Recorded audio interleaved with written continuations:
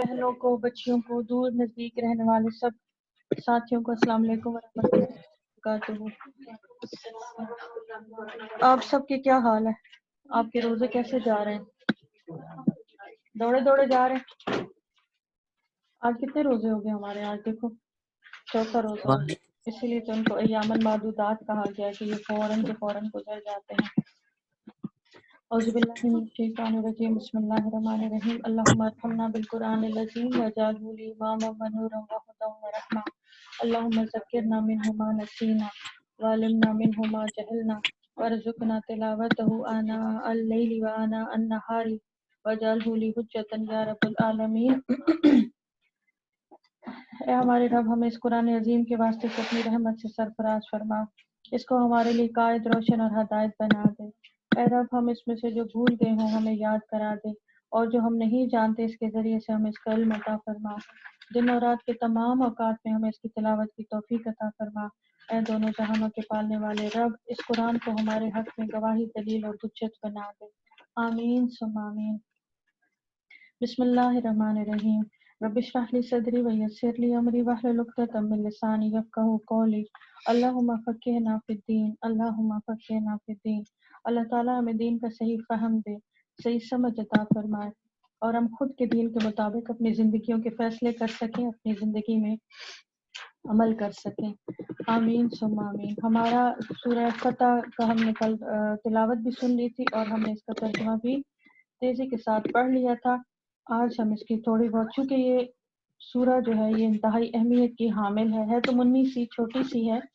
लेकिन इसकी अहमियत बहुत ज़्यादा है, और ये वो यू टर्न है मुसलमानों के लिए जिसमें मुसलमानों की पूरी हिस्ट्री ही तब्दील हो गई थी। आवाज़ नहीं आती? शायद मैं ही आज तक बोल रही हूँ। आज नहीं, और ज़ोर से बोलूँ? अच्छा, मैं और ज़ोर से बोलने की कोशिश करती हूँ मेरी दोस्तों। मैं ये बता रही थी कि सूरह फतह जो है ये मुसलमानों के लिए एक टर्निंग पॉइंट था, और इसमें ये हिस्ट्री, पूरी तारीख की जो है इस्लामी हिस्ट्री, वो तब्दील होकर रह गई थी। इससे पहले मुसलमान सिर्फ एक मखसूस सी कुव्वत का नाम था और एक छोटी सी ताकत थी। लेकिन इसके बाद पता चला, सूरह फतह के और सुलह हुदैबिया के बाद पता चला कि मुसलमान अपना एक बहुत बड़ा वजूद रखते हैं, और इस्लामी तहरीक का एक ऐसी बेस है कि ये अब अपने रूट्स ज़मीन में बना चुकी है, गाड़ चुकी है, और अब इसको हिलाना या इसके मुकाबले पे आना अब बहुत आसान काम नहीं है। और लोग इस तहरीक से अब मानूस हो चुके हैं, और अब इसका नाम लिया जाता है और इससे मुतासर हो रहे हैं, और अब इसके अंदर दाखिल भी हो रहे हैं। हुआ क्या था, सूरह फतह क्या चीज़ है, ये हम देख लेते हैं कि ये नाजिल कब हुई है। सूरह फतह सन 6 हिजरी में उस वक़्त नाजिल हुई है जब आप सल्लल्लाहु अलैहि वसल्लम उम्रे की नीयत से मक्का तशरीफ़ ले जाते हैं, और हरम मक्का के करीब हुदैबिया के मकाम तक पहुंचकर आप सल्लल्लाहु अलैहि वसल्लम क़याम फरमाते हैं। ये एक लंबा सफ़र है, लेकिन कुरैश मक्का ने आप सल्लल्लाहु अलैहि वसल्लम को और आपके साथियों को, जो कि एक रवायत में 1400 बताया जाता है, एक रवायत में 1500 बताया जाता है, कुछ रवायात में शाज़ और नाज़, दूर दूर किसी रवायत में 1800 भी बताया जाता है, लेकिन ज़्यादा जो तादाद है वो 1400 पे ही मुत्तफ़िक है। ये उस वक़्त का ये इस्लाम का और कुल असासा ये सहाबा कराम है, और इनमें कहा जाता है कि पूरी उस वक़्त जो मतलब एक इलाके की या इस्लामी तहरीक की पूरी जो ताकत थी वो इस वक़्त निकल के आप सल्लल्लाहु अलैहि वसल्लम के साथ गई। हालाँकि मुसलमान और भी उस वक़्त मदीना में थे, मौजूद थे, लेकिन एक जो नुमायाँ थे वो इस वक़्त आप सल्लल्लाहु अलैहि वसल्लम के साथ गए थे। इस पर कुरैश मक्का ने आप सल्लल्लाहु अलैहि वसल्लम को मक्का में दाखिल होने से रोक दिया, और फिर कुछ बातचीत के बाद एक सुलहनामा तैयार हुआ, और सुलहनामे की कुछ चीज़ें ऐसी थीं कि उम्रा नहीं कर सकेंगे आप सल्लल्लाहु अलैहि वसल्लम और वापस चले जाएँगे। ये एक ऐसी चीज़ थी जिस पर सहाबा कराम बहुत ज़्यादा खफ़ा हुए जिस पर, और हज़रत उमर फ़ारूक ख़ास तौर पर इस तरह की सुलह पे नाराज़ हुए। लेकिन रसूलुल्लाह सल्लल्लाहु अलैहि वसल्लम ने इस सुलह को अंजाम कार मुसलमानों के लिए ज़रिए कामयाबी समझा और इसको कबूल किया। और इसके बारे में, सूरह फतह के बारे में मुख्तलिफ जो सहाबा कराम हैं उनकी मुख्तलिफ राय है। हज़रत अब्दुल्लाह इब्न मसूद रज़ी अल्लाह ताला अन्हु कहते हैं कि तुम लोग तो फतह मक्का को फतह मुबीन समझते हो, लेकिन हम लोग सुलह हुदैबिया को ही फतह मुबीन समझते हैं। इसी तरह एक दूसरे सहाबी हज़रत बरा बिन आसिब انہوں نے فرمایا کہ لوگ تو سمجھتے ہیں کہ فتح مکہ کے دن مسلمانوں کی دھاک بیٹھی اور مسلمان فتح یاب ہوئے، لیکن ہم بیت رضوان کو ہی اصل فتح بعد مسلمانوں کا پامپلیٹ کا مسلمانوں کی شخصیت تسلیم کیا گیا تھا۔ ایگریمنٹ ہمیشہ اپنے سے برابر کی قوت پہ کیا جاتا ہے۔ جو لوگ چھوٹے ہوتے ہیں یا جن میں طاقت نہیں ہوتی، ان سے ایگریمنٹ نہیں کیا جاتا، ان کو دبایا جاتا ہے، ان کے ساتھ پھر کوئی برابر کی سطح پہ بات نہیں ہوتی۔ ہم نہیں برابر کی سطح پہ کسی سے بات کرتے، جب ہم دیکھتے ہیں کہ یہ شخص ہمارے سے دب جائے گا، دشمنی میں، دوستی میں، کسی بھی چیز پہ، تو ہم اس کو اپنی لیول پہ لے کے آتے ہی نہیں ہیں۔ لیکن جیسے ہی دیکھتے ہیں کہ مقابلہ اب اس چیز پہ آ چکا ہے، ہمارے ہم پلہ ہو چکا ہے، علم میں، بصیرت میں، مال میں، پیسے میں، اسٹیٹس میں، تو تب ہم اس سے برابر کی لیول کی بات کرتے ہیں۔ آپ نے دیکھا ہوگا ہمارے ہاں بھی معاشرے میں عام یہ چلن ہے کہ ہمارے ہاں جو ایک اپر کلاس فیملی ہے، وہ اب جب ہمارے سے بات کریں گی، یعنی جو لوور مڈل کلاس ہے، تو ان کے ساتھ ان کے بات کرنے کا انداز اور ہوگا۔ لیکن جیسے ہی اسی طرح کے ان کے ساتھ آ جاتے ہیں، تو تب وہ بات کو اچھے طریقے سے کرتے اور اخلاق سے۔ اب سمجھیں کہ یہاں پہ ذہنی شکست تو پہلی بار ہو ہی چکی کہ انہوں نے مسلمانوں کو اپنے برابر قوت سمجھ کے ایگریمنٹ کرنے کا سوچ لیا، ایک معاہدہ کرنے کا سوچ لیا۔ اس کے اندر بہت جو کتابیں ہیں بہت لمبی چوڑی ڈیٹیل بتاتی ہیں، اور چونکہ اس کی لمبی چوڑی ڈیٹیل ہونی بھی چاہیے۔ کیوں ہونی چاہیے؟ اس لیے کہ یہ واقعی میں وہ چیز ہے کہ جس سے مسلمانوں کو ایک تشخص ملا، ایک پہچان ملی ہے۔ رسول اللہ صلی اللہ علیہ وآلہ وسلم کو خواب دکھایا گیا، اور یہ خواب کیا تھا کہ آپ صلی اللہ علیہ وسلم اپنے ساتھیوں کے ساتھ عمرہ کر رہے ہیں اور قربانی کر رہے ہیں اور بال کٹوا رہے ہیں۔ تو نبی کا خواب بھی جو ہوتا ہے مثل وہی ہی ہوتا ہے۔ اس کے آپ صلی اللہ علیہ وسلم نے فوراً اٹھ کے اعلان کیا، اور اس سے پہلے بہت زیادہ تھے جو حرم مکہ میں رہ کے آئے تھے، ان کا دل کرتا تھا واپس جانے کے لیے، لیکن چونکہ قریش مکہ کے ساتھ حالات اچھے نہیں تھے تو نہیں جا سکتے تھے۔ اور مدینہ میں رہنے والے انصار کے دل کے اندر بھی بہت زیادہ یہ شدید خواہش تھی کہ ہم جائیں اور اس حالت میں عمرہ کریں کہ آپ صلی اللہ علیہ وسلم ہمارے ساتھ ہوں۔ تو یہ شوق سفر تھا بہت زیادہ صحابہ کرام کو۔ ان دنوں میں پھر آپ صلی اللہ علیہ وسلم نے یہ خواب دیکھا اور پھر اعلان کیا کہ آ جائیں جو کہ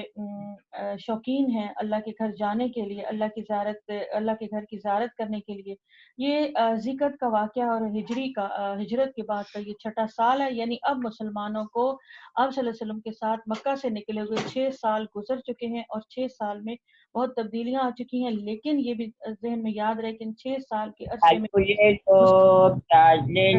بتایا گیا کہ ان کا کوئی دن، کوئی ہفتہ، کوئی مہینہ ایسا نہیں نکلا کہ وہ بالکل سکون کی حالت میں رہے ہوں۔ وہ تو جنگوں میں اس بری طرح سے مسلط ان کے اوپر کی گئی تھی کہ وہ نہیں کر سکتے تھے، کسی طرف سوچ بھی نہیں سکتے تھے۔ اب آ کے جب آپ صلی اللہ علیہ وسلم نے یہ اعلان کیا ہے تو پھر سارے جو لوگ تھے وہ شوق میں یہ تیاری کرنے لگے، اور اپنے اپنے اونٹ لے کے، وہ اپنے اپنی قربانی کے جانور لے کے وہ مدینہ سے نکلے ہیں۔ آپ صلی اللہ علیہ وسلم فرماتے ہیں کہ مدینہ سے چلنے کے بعد آپ صلی اللہ علیہ وسلم نے حضرت نمیلہ بن عبداللہ کو اپنا قائم مقام بنایا تھا، اور حضرت عبداللہ بن مکتوم کو نمازوں کی امامت کی ذمہ داری سپرد کی تھی۔ مدینہ میں جب منافقین کو یہ معلوم ہوا کہ مسلمان اسلحے کے بغیر گھروں سے نکلے ہیں، تو ان کا یہ کہنا تھا، منافقین نے تو ہر مرحلے پر مسلمانوں کا مذاق ہی اڑایا ہے، ان کا یہ کہنا تھا کہ مسلمان اس وقت موت کے منہ میں جا رہے ہیں اور ان کا واپس آنا منع ہے، نہیں آ سکتے، مطلب ناممکن ہے۔ عرب کا رواج یہ تھا کہ جب حرم کا، بیت اللہ کا یہ رواج تھا وہاں پہ کہ کوئی بھی لوگ جو ہے وہ اسلحے کے ساتھ بیت اللہ نہیں جا سکتے تھے، نہ تیر ہوتے تھے، نہ کمان، نہ اس طرح کی کوئی اور چیزیں ہوتی تھی، نہ ساز و سامان ہوتا تھا۔ صرف اتنا ہوتا تھا کہ ایک تلوار، اور وہ بھی بند ہے، تلوار کو کھول نہیں سکتے، اور تلوار اس لیے ساتھ رکھنے کی ضرورت پیش آتی تھی کیونکہ یہ لوگ سرا کا سفر کرتے تھے، اس میں کچھ بھی ایسے حالات پیش آ سکتے تھے، تو یہ تلوار اپنے ساتھ رکھتے تھے۔ لیکن مکہ پہنچ کے تلوار کو نکالنا حرام تھا، نہیں حرام کیونکہ وہ حرمت والی جگہ ہے، اس لیے یہ چیز نہیں تھی۔ چونکہ مسلمان جو تھے وہ جنگ کی تیاری کے ساتھ جا ہی نہیں رہے تھے، اس لیے ان کے پاس سوائے اونٹوں کے کچھ نہیں تھا، اور اس کے تلواروں کے کچھ نہیں تھا، اور 70 کے قریب تقریباً ان کے ساتھ تھے اونٹ تھے قربانی کے، اور ذوالحلیفہ جہاں پہ اب ابیار العلی اس کو کہتے ہیں، جہاں سے میقات کا احرام باندھا جاتا ہے، مدینہ کے رہنے والے وہاں سے احرام باندھتے ہیں، ذوالحلیفہ اس کا نام ہے، اس وقت بھی ذوالحلیفہ لکھا ہوا ہے بورڈ پہ، آپ نے دیکھا ہوگا، لیکن ابیار علی بھی اس کو کہتے ہیں۔ وہاں پہ ایک بہت عظیم الشان مسجد بنی ہوئی ہے، بڑی پیاری مسجد ہے، اور وہاں سے باندھا جاتا ہے۔ جو لوگ پہلے مدینہ چلے جاتے ہیں اور وہاں سے پھر مکہ داخل ہوتے ہیں عمرے کے لیے، یہاں پہ ذوالحلیفہ پہنچ کر था, हज़रत साद बिन अबादा ने और हज़रत उमर फारूक ने आप सल्लल्लाहु अलैहि वसल्लम को ये मशवरा दिया कि कुछ भी हालात हो सकते हैं, मक्का में हमारी दुश्मनी है और हम बगैर इसके इत्तला के जा रहे हैं, तो कुछ भी हमारे साथ हालात पेश आ सकते हैं, तो हमें चाहिए कि हम कुछ न कुछ अपने साथ असला वगैरह रखें। लेकिन हज़रत अबू बकर सिद्दीक़ ने ये मशवरा दिया था कि चूँकि हम हालत अमन में हैं, हम इबादत के लिए जा रहे हैं और हमें इसलिए कोई ऐसा मैसेज नहीं देना चाहिए कि हम जंग के लिए निकले हैं, इसलिए हम नहीं लेंगे। और आप सल्लल्लाहु अलैहि वसल्लम ने भी इसी मशवरे को पसंद किया और आप सल्लल्लाहु अलैहि वसल्लम का भी यही दिल था। अब यहाँ पे ज़ुल्हलीफ़ा के मकाम पर पहुँचकर आप सल्लल्लाहु अलैहि वसल्लम ने वो तमाम कुर्बानी के ऊँटों को जो 70 की तादाद में थे, उनको किबला रुख खड़ा किया और उनकी गर्दनों में कुर्बानी के जो मखसूस निशान होते हैं, वो डाले गए हैं। अब ये एक जैसे हमारे यहाँ कुर्बानी के जानवरों को हम सजाते हैं, बनाते हैं, उसके गले में हार माला डालते हैं, करते हैं बच्चे कितना शौक से। वहाँ पे भी उसको कलादे कहते हैं, जो कुर्बानी के जानवरों की एक पहचान होती है। और ज़्यादातर ऊँट जो थे वो रसूलुल्लाह सल्लल्लाहु अलैहि वसल्लम के खुद के ही थे और अब्दुर्रहमान औफ के थे और हज़रत अबू बकर सिद्दीक़ के थे, हज़रत उस्मान बिन अफ़्फ़ान के थे, तलहा बिन उबैदुल्लाह के थे और साद बिन उबादा के थे। इन्हीं ने खुशहाल सहाबा कराम ने ऊँट खरीदे थे सारे कुर्बानी के। इस मौके पर ये भी बताया गया है कि आप सल्लल्लाहु अलैहि वसल्लम को वो मशहूर ऊँट था जो जंग बदर पे, जिस पर अबू जहल सवार होके आया था। कहा जाता है कि ये बहुत एक नामी ऊँट था और एक असल यानी फैमिली से वो ऊँट वो जो आप सल्लल्लाहु अलैहि वसल्लम के पास वो खास माले गनीमत में आप सल्लल्लाहु अलैहि वसल्लम के हिस्से में आया था। तो वो मशहूर ऊँट भी था इसके अंदर और बड़ा ताकतवर था और बड़ा खूबसूरत ऊँट था। इसी ज़ुल्हलीफ़ा से आप सल्लल्लाहु अलैहि वसल्लम से तलबिया पढ़ना साबित है कि आप सल्लल्लाहु अलैहि वसल्लम ने तलबिया तलबिया क्या होता है? हाँ। हाँ, बड़ा अच्छा लगता है ये। तलबिया पढ़ना शुरू किया था लब्बैक अल्लाहुम्मा लब्बैक और जो उस बाद में अभी भी हम पढ़ते हैं और एक अजब समा और एक अजब रूह की एक अजीब कैफ़ियत हो जाती है जब तलबिया के अंदर के अल्फ़ाज़ कुछ इस तरह के हैं कि इंसान उसके अंदर उसकी जज़्बात का और उसकी एक दिली तैयारी का, एक कल्बी तैयारी का एक अजब मंज़र होता है कि इंसान अपने ऊपर काबू भी नहीं पा सकता और बेख्तियार पढ़ता चला जाता है और वो खालिस अल्लाह के लिए तस्बीह है और खालिस उस वक़्त ये इंसान अपने आप को एक इनफरादी तौर पे अल्लाह के सामने जब पेश कर रहा होता है और कहता है कि अल्लाह मैं आपके हुज़ूर आ गया हूँ, लब्बैक अल्लाहुम्मा लब्बैक, बहुत खूबसूरत है। उसके बाद इसके अंदर जो सहाबियात इसके अंदर शामिल हैं, सबसे पहला मशहूर नाम तो हज़रत उम्मे सलमा का है। इसमें हज़रत उम्मे सलमा का मशवरा बड़ा शानदार था, बड़ा करामत था। आप सल्लल्लाहु अलैहि वसल्लम के साथ कुरा के तौर पर ख़वातीन जो उम्महातुल मोमिनीन जाती थी, जिनके नाम की पर्चियाँ डाली जाती थी, तो उसमें हज़रत उम्मे सलमा आपके साथ थीं। 3 सहाबियात थीं आपके साथ थीं और इसमें एक हज़रत उम्मे अमारा। हज़रत उम्मे अमारा के बारे में तो बहुत हम बात कर सकते हैं। ये एक आइडियल खातून थी हज़रत उम्मे अमारा, बड़ी जरी, बड़ी बहादुर खातून थी और ये बैत उक़बा सानिया में शामिल थीं और इन्होंने रसूलुल्लाह के साथ जो बैत की थी उसको बज़ाब्ते इन्होंने अपनी जान से प्रूव किया था इन्होंने कि मैं वाक़ई आप सल्लल्लाहु अलैहि वसल्लम पे जो बैत मैंने की है, मैंने उसको सच कर दिखाया। एक सैयदा उम्मे आमिर थी और उम्मे मुनीब भी थी और मुनाफ़िकीन इसमें नहीं गए, हमेशा की तरह वो रुक गए, पीछे रह गए और आप सल्लल्लाहु अलैहि वसल्लम मुख्तलिफ कबाइल से गुज़रते-गुज़रते आप सल्लल्लाहु अलैहि वसल्लम मक्का की तरफ रवाना हुए। एक अजब बात इसमें बताई जाती है जब हम सुलह हुदैबिया के सफ़र पे पढ़ते हैं कि जब आप करीब पहुँचे हैं इसके मक्का के करीब पहुँचे हैं, तो आपने 3 गाइड तब्दील किए, 3 राहबर बदली किए और तीनों के तीनों ही रास्ता भूल गए। और ये वो लोग थे जो सहरा के सफ़र को पढ़ना जानते थे, सहरा के रास्तों को पढ़ना जानते थे और कहा जाता है कि कबीला असलमी के लोग थे, कबीला असलमी बड़ा मशहूर कबीला है। इनके लोग थे जो गाइड होते थे, हमेशा इन्हीं के काफ़िले को गाइड बनाया जाता था। हर एक लोगों की एक अलग-अलग स्पेशल चीज़ होती है, तो ये सहरा के रास्तों को पढ़ लेते थे कि ये रास्ता कहाँ और उनको निशानों को याद रखते थे। सहरा के रास्तों को याद करना कुछ आसान नहीं क्योंकि रात में मिट्टी चलती है, रास्ते गायब हो जाते हैं। दिन में आंधी का तूफान आता है, वो रास्ते गायब हो जाते हैं, निशान, संगे मील, ज़ादेरा, साइन बोर्ड सब खत्म हो जाते हैं। तो उस सूरत में सराहों के रास्तों को याद रखना एक बड़ा इल्म होता था उस वक़्त और ये कबीला असलमी के लोग थे और ये तीनों के तीनों गाइड बने और तीनों के तीनों ये भटक गए और इन्होंने काफ़िले को भी भटका दी। उन्होंने क्या भटकाना था, खुद अल्लाह की तरफ से ये चीज़ हुई थी। और उस रात कहते थे, रात का सफ़र किया आप सल्लल्लाहु अलैहि वसल्लम ने और उस रात कहते थे कि चाँद नहीं था। और कोई रोशनी नहीं थी, कोई ज़ाहिर बात है हमारी तरह की अभी स्ट्रीट लाइट नहीं, कोई मोबाइल की रोशनी नहीं, कोई टॉर्च नहीं, कोई लालटेन नहीं, साथ में कुछ नहीं, लेकिन मौज़े के तौर पर क्योंकि रसूलुल्लाह उस काफ़िले में शरीक थे, तो मौज़े के तौर पर वो रात रोशन थी। चाँद नहीं था, चाँद था ही नहीं, दिन ही नहीं थे चाँद निकलने के, लेकिन वो रात रोशन थी। और फिर तीसरा जो गाइड था, उसने आप सल्लल्लाहु अलैहि वसल्लम को पहुँचाया اور اس گھاٹی تک پہنچایا جس کے عبور کرنے پہ آپ صلی اللہ علیہ وسلم نے صحابہ کرام کو مغفرت کی بشارت دی کہ جو اس گھاٹی کو عبور کر لے گا، پار کر لے گا، کراس کر لے گا، اس کے لیے جنت کی بشارت ہے اور اس کے لیے مغفرت ہے۔ اور پھر تمام صحابہ کرام نے بہت شوق سے اس گھاٹی کو عبور کیا تھا، اور آپ صلی اللہ علیہ وسلم اس کو پہچان گئے تھے کہ یہ گھاٹی وہاں پہ موجود ہے، یعنی جو وہ پہاڑ تھا، چھوٹا سا پہاڑ تھا، اور اس کو ذات الحنزل کا نام دیا گیا ہے، کتابوں میں لکھا ہوا ہے، سیرت کی کتابوں میں، اور اس میں یہ بتایا گیا کہ یہ بہت مشکل راستوں سے پہنچے تھے، اور 3 بار جو راہبر تھے وہ بھٹک گئے تھے اور ان کو نہیں پتہ چلا تھا۔ سیرت کی کتابوں میں اس رات کے جو بتایا جاتا ہے، کیونکہ یہ بڑا خاص سفر تھا، تو اس میں بتایا گیا ہے کہ بے کمر کی رات کا روشن سفر، سمجھ آئی؟ بے کمر کی رات کا روشن سفر، کمر نہیں ہے، بے چاند کی رات کا روشن سفر، کیونکہ اس سفر میں آپ صلی اللہ علیہ وسلم خود موجود تھے، یہ آپ صلی اللہ علیہ وسلم کا بہت بڑا معجزہ تھا۔ اب آپ صلی اللہ علیہ وسلم نے اس وقت یہ فرمایا تھا کہ بنی اسرائیل کی طرح اس گھاٹی کو عبور کرو۔ وہ لوگ، ان لوگوں کو اللہ کی طرف سے حکم دیا گیا تھا کہ حتتن عبرانی زبان میں توبہ و استغفار کو کہا جاتا ہے، رجوع اللہ کو کہا جاتا ہے، کوئی نعمت اور انعام کے ملنے پر اللہ کا شکر کرتے ہوئے کسی چیز کو حاصل کرنا۔ تو بنی اسرائیل جب داخل ہوئے تھے شہر میں، تو ان کو یہ موسیٰ اللہ کی طرف سے کہا گیا تھا کہ تم اس طرح سے داخل ہونا، لیکن انہوں نے کیا کیا کہ انہوں نے اس زبان کو تبدیل کیا، اور ہنتا تن کہتے ہوئے وہ داخل ہوئے، جس کا مطلب اور معنی کچھ تھے۔ یہاں پہ آپ صلی اللہ علیہ وسلم نے صحابہ کرام کو یہ تاکید کی تھی کہ تم جب یہ گھاٹی یعنی ذات الحنزل جس کا نام تھا اس کو عبور کرو تو توبہ اور استغفار اور اللہ کی کبریائی بیان کرتے رہو، اور صحابہ کرام نے کہتے ہیں کہ اس پر پورے شعور اور دیانتداری کے ساتھ عمل کیا تھا، کیونکہ مثال آ گئی تھی بنی اسرائیل کی، اور صحابہ کرام نے اس سے اپنے آپ کو الگ ثابت کرنا تھا، تو توبہ اور استغفار کہتے ہوئے صحابہ کرام نے پوری طرح اس کا اہتمام کیا تھا اور اس کو عبور کیا تھا۔ حضرت ابو سعید خدری کے حوالے سے بیان ہے، رسول اللہ صلی اللہ علیہ وسلم نے فرمایا جو شخص بھی آج اس پہاڑ کو عبور کر لے گا اللہ تعالیٰ اس کی مغفرت فرمائے گا۔ چنانچہ 1400 صحابہ کرام نے نہایت شوق سے، نہایت محبت سے اور نہایت تیزی کے ساتھ اس پہاڑ پر چڑھنے لگے۔ حضرت ابو سعید فرماتے ہیں کہ میرا بھائی قتادہ بن نعمان سب سے پیچھے تھا، میں اپنی جگہ پر کھڑا ہو گیا اور بلند آواز سے پکارا، اے لوگو، رسول اللہ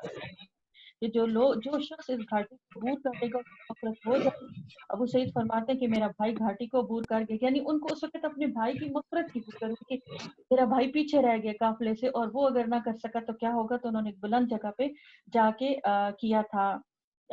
یہ اعلان کیا تھا۔ اس سفر میں مسلمانوں کے پاس غربت اور اسرت کی وجہ سے بھی زیادہ راہ نہیں تھا، اکثریت کے پاس کھانے پینے کو چیزیں نہیں تھی، صرف کھجوریں تھیں، اور کھجوریں بھی اتنی تھی کہ اب ختم ہو جانے والی تھی۔ اب جن صحابہ کرام کے پاس کھانے کے لیے تھا، جو کا آٹا تھا یا کچھ چیزیں تھی پکانے کے لیے، وہ آگ نہیں جلا رہے تھے، وہ کہہ رہے تھے کہ اگر ہم نے آگ جلائی تو دشمن جو ہے وہ خبردار ہو جائے گا، اور یہ ٹھیک نہیں ہمارے لیے۔ آپ صلی اللہ علیہ وسلم نے فرمایا کہ تم آگ جلاؤ اور بالکل دشمن کی طرف سے نہ ڈرو، اس لیے کہ اللہ تعالیٰ تمہیں اب محفوظ رکھے گا، یہ وعدہ ہے۔ صحابہ کرام میں سے 1400 صحابہ کرام میں سے 500 صحابہ کرام نے اپنے اپنے چولہے جلائے، اور اس پہ انہوں نے کیا اپنا کھانا بنایا، اور یہ کھانے میں اس قدر برکت ہوئی کہ سارے لوگوں نے پیٹ بھر کر کھا لیا۔ صبح کے وقت آپ صلی اللہ علیہ وسلم نے باجماعت نماز پڑھائی اور فرمایا کہ اس ذات کی قسم جس کے قبضے میں میری جان ہے، اللہ نے تمام قافلے والوں کو بخش دیا سوائے سرخ اونٹ والے سوار کے۔ یہ ایک شخص تھا، اس کے بارے میں کتابیں بتاتی ہیں، سیرت کی کتابیں، کہ یہ شخص، اس کا اونٹ گم ہو گیا تھا جو سرخ رنگ کا تھا، تو یہ اس قافلے میں شریک ہوا اور کہا کہ میں آپ کے ساتھ چلتا ہوں کیونکہ مجھے صحرا میں اپنا اونٹ ڈھونڈنا ہے۔ صحابہ کرام نے اس کو مشورہ دیا کہ تم اس وقت اونٹ کی رٹ چھوڑ دو، نیت نہ کرو یہ، اور یہ نیت کرو کہ جہاں پہ صحابہ کرام جا رہے ہیں تاکہ تمہاری مغفرت ہو جائے، بخشش ہو جائے۔ لیکن اس شخص نے کہا کہ مجھے کسی مغفرت کی ضرورت نہیں، مجھے تو اپنے اونٹ کی تلاش ہے۔ تو کہتے ہیں کہ یہ پہاڑوں سے ٹکرا ٹکرا کے بھٹک بھٹک کے یہ مر گیا تھا، اس کے بعد پھر اس کا کوئی حال نہ ملا، اور اس نے یہ نیت نہیں کی تھی۔ یہ تو ایک مطلب وہ واقعات تھے جو اس کے ان بٹوین آئے تھے۔ اب حدود حرم پہ جا کے آپ صلی اللہ علیہ وسلم کی اونٹنی کسوا سے تو واقف ہے نا، کسوا کو ہم جانتے ہیں، ایسے لگتا ہے کہ کسوا ہماری سہیلی، ہماری پہچان کی ہے۔ کسوا وہ اونٹنی ہے جس پہ آپ صلی اللہ علیہ وسلم کب شریک ہوئے؟ ہجرت کے وقت، تو وہ آپ کے ساتھ ساتھ ہی رہی۔ کسوا وہاں جا کے حدود حرم میں بیٹھ گئی، وہ آگے نہیں جا رہی تھی۔ چنانچہ جب بھی کسوا بیٹھ جاتی آپ صلی اللہ علیہ وسلم کا یہ اعلان ہوتا کہ اب اسٹے ہے، یہیں پہ اسٹے ہے۔ کسوا اللہ کے حکم سے بیٹھ جاتی تھی، کسوا یا کسوا اس کا نام صحیح سے نہیں پتا، عربی میں نام ہے نا۔ تو کسوہ وہیں پہ بیٹھ گئی اور اس وقت آپ صلی اللہ علیہ وسلم نے وہیں پہ قیام فرمایا، وہیں پہ ہو گیا، خیمے وغیرہ لگا لیے۔ اب یہاں سے جو چیز اصل کہانی شروع ہوتی ہے وہ یہی تھی کہ آپ صلی اللہ یہ علیہ گزیا وسلم حضرت عثمان کو بھیجا۔ پہلے تو بھیجنے کا ارادہ نہیں تھا، لیکن چونکہ آپ کی جو خبر رساں ایجنسیاں تھیں جو بتا رہی تھیں، آپ کو جاسوس تھے، وہ بتا رہے تھے کہ اس وقت مکہ کے حالات، ان کو خبر مل گئی ہے کہ مسلمان آ رہے ہیں اور مکہ کے حالات بہت زیادہ ٹھیک نہیں ہے، اگر ہم اچانک داخل ہو جائیں گے تو ہو سکتا ہے ہمیں مکہ میں جا کے ناخوشگوار صورتحال کا سامنا کرنا پڑے۔ یہاں سے بھی آپ صلی اللہ علیہ وسلم نے حضرت عثمان کو سفیر بنا کر مکے بھیجا، اور مکے کے جا کے قریش کے ساتھ جا کے معاملہ کریں اور ان کو بتائیں کہ صرف ہم لوگ صرف عبادت کے لیے آئے، طواف کے لیے آئے، عمرہ کے لیے آئے، ہمارا کوئی مقصد نہیں ہے کہ ہم لڑائی کریں آپ سے یا آپ کو تکلیف پہنچائیں، یہ خود کیونکہ ہمارے پاس نہ ہتھیار ہے اور نہ ہم ایسی کوئی نیت لے کے آئے، اس لیے ہمیں اندر داخل ہونے دیں۔ اور یہ جگہ جو ہے حدیبیہ کا مقام کہلاتی ہے جہاں پہ آپ صلی اللہ علیہ وسلم کی اونٹنی نے قیام کیا تھا۔ اور حضرت عثمان جب داخل ہوتے ہیں مکہ کے اندر تو اس وقت ان کو ویل ملتا ہے، ویل نامی ایک قریشی سردار تھا، وہ ملا۔ اس وقت وہ مشرک تھا، اس کے بعد وہ ایمان بھی لایا۔ اس نے جب حضرت عثمان غنی کو دیکھا تو حضرت عثمان کو لے کے اندر گیا مکہ میں، پھر حضرت عثمان غنی سب سے ملے اور سب کے ساتھ معاملات کیے، آپ کے پیغام پہنچائے۔ کچھ لوگوں نے بڑا وارم ویلکم کیا، آپ صلی اللہ علیہ وسلم کو واپس سلام بھیجا اور آپ صلی اللہ علیہ وسلم کے ساتھ معاملات کیے۔ اب ہوا یہ کہ وہاں سے جو مکہ سے چیزیں اور لوگ آ رہے تھے اپنی انفرادی دشمنوں کے لیے، اور اس میں خالد بن ولید بھی مسلمان نہیں ہوئے تھے، وہ بھی آئے تھے، چھوٹے چھوٹے لشکر بن کے آ رہے تھے اور وہ مسلمانوں کو ہراساں کرنے کے لیے آ رہے تھے، یہ ڈرانے کے لیے آ رہے تھے، غصے سے آ رہے تھے، پچھلی ساری جنگوں کا انتقام تھا ان کے اندر، بغض بھرا ہوا تھا کہ مسلمان نہیں داخل ہو سکتے، مکہ ہمارا ہے، تو یہ ساری چیزیں ان کے اندر تھیں اور یہاں مسلمان انتظار میں تھے۔ اب جب حضرت عثمان غنی کو روک لیا گیا، رک گئے وہ، ابھی ان کی ہر ایک قبیلے کے ساتھ ان کی الگ کنورسیشن، الگ میٹنگ ہوئی، تو ٹائم تو لگ جانا تھا۔ اب وہاں پہ معاملہ بالکل سیٹل تھا۔ اب ان لوگوں نے کیا کیا کہ حضرت عثمان غنی کو یہ کہا کہ آپ چاہیں تو طواف کر سکتے ہیں، آپ چاہیں تو آ جائیں حرم میں، لیکن حضرت عثمان غنی نے یہ کہا تھا کہ میں آپ صلی اللہ علیہ وسلم سے پہلے نہیں عمرہ کروں گا اور نہیں میں طواف کروں گا جب تک آپ صلی اللہ علیہ وسلم کے نہیں آ جاتے، پورا ہمارا لشکر نہیں آ جاتا۔ آپ صلی اللہ علیہ وسلم کو یہ خبر بھی ملتی رہی کہ مسلمان جو ہیں، جو قریش جو ہیں، یہ آپ کے ساتھ جنگ کرنا چاہتے ہیں اور یہ ہے آپ کے خون کے پیاسے ہیں۔ حضرت عثمان غنی نے جا کے بتایا کہ دیکھو مسلسل جنگوں سے آپ بھی نڈھال ہو چکے ہیں اور ہم بھی جنگ نہیں کرنا چاہتے، ہم امن کی حالت میں آئے ہیں اور خود وقت کا جو نبی ہے وہ حدود حرم میں قتال نہیں کرنا چاہتا، جنگ نہیں کرنا چاہتا، اس لیے آپ ہمیں آنے دیں اور یہ ساری چیزیں کرنے دیں۔ تو یہاں پہ اب پتہ چلا کہ ایک خبر اڑی کہ حضرت عثمان غنی جو ہے سفیر کا جو ہے وہ قتل کر دیا گیا ہے۔ اس وقت آپ صلی اللہ علیہ وسلم نے فوراً ایک مجلس شورا بلائی، ہر طرف غم و غصے کی شدید لہر دوڑ گئی۔ حضرت عثمان غنی کا ایک الگ اپنا ایک مقام بھی تھا، پھر یہ تھا کہ آپ صلی اللہ علیہ وسلم سے قریبی قرابت داری بھی تھی، پھر خود ان کی اپنی ذاتی شرافت بھی اس قدر تھی کہ ان کا قتل ہو جانا بذات خود ایک بہت بڑا واقعہ تھا۔ اب آ کے حضرت جبریل کے ذریعے سے رسول اللہ صلی اللہ علیہ وآلہ وسلم کو یہ اطلاع دی گئی کہ آپ سارے صحابہ کو جمع کریں اور ان سے بیعت لیں۔ اللہ جانتا تھا کہ عثمان غنی زندہ ہے، اللہ جانتا تھا، لیکن اللہ تعالیٰ مسلمانوں کو انعام و اکرام دینا چاہتا تھا، مسلمانوں کو اس اطاعت کی، اس تربیت کی، اس انتہائی یعنی مشکل مرحلے سے بھی گزار دینا چاہتا تھا جس میں مسلمان ایک غصہ ضبط کرنے کی کیفیت سے باہر آؤٹ آف کنٹرول ہو رہے ہیں اس وقت، کیونکہ اب جو شرائط آنے والی ہے وہ ٹوٹلی الگ ہے۔ اب پہلے بیعت ہو جاتی ہے، اب اس بیعت کو بیعت رضوان کا نام دیا جاتا ہے کیونکہ ایک درخت کے نیچے تھی، دوسرا اس بیعت کو بیعت علی الموت کا نام دیا جاتا ہے، لیکن حضرت سعید بن خدری کہتے ہیں کہ بیعت علی الموت نہیں تھی، بلکہ ہم نے اس بات پہ قسم کھائی تھی کہ جب تک ہم حضرت عثمان کا بدلہ نہیں لیں گے، چاہے ہماری جانیں چلی جائیں، ہم چین سے نہیں بیٹھیں گے۔ اس میں ایک عجب واقعہ نظر آتا ہے، صحابہ کرام دوڑے دوڑے آتے ہیں اور بیعت کرتے ہیں، اور اس بیعت کے بدلے میں اللہ تعالیٰ مومنین کے دلوں کو ایک سکون دیتا ہے، سکینت اس میں لکھا ہوا ہے سورہ فاتحہ میں، ابھی ہم پڑھیں گے سکینت کیا ہوتی ہے۔ سکینت کے بارے میں تفاسیر کی کتابوں نے لے کے سکینت کے الفاظ کو اس کے اوپر بہت بات کی ہے۔ سکینت کہتے ہیں اللہ کی طرف سے اس اطمینان اور اس سکون کو جو دل کے اندر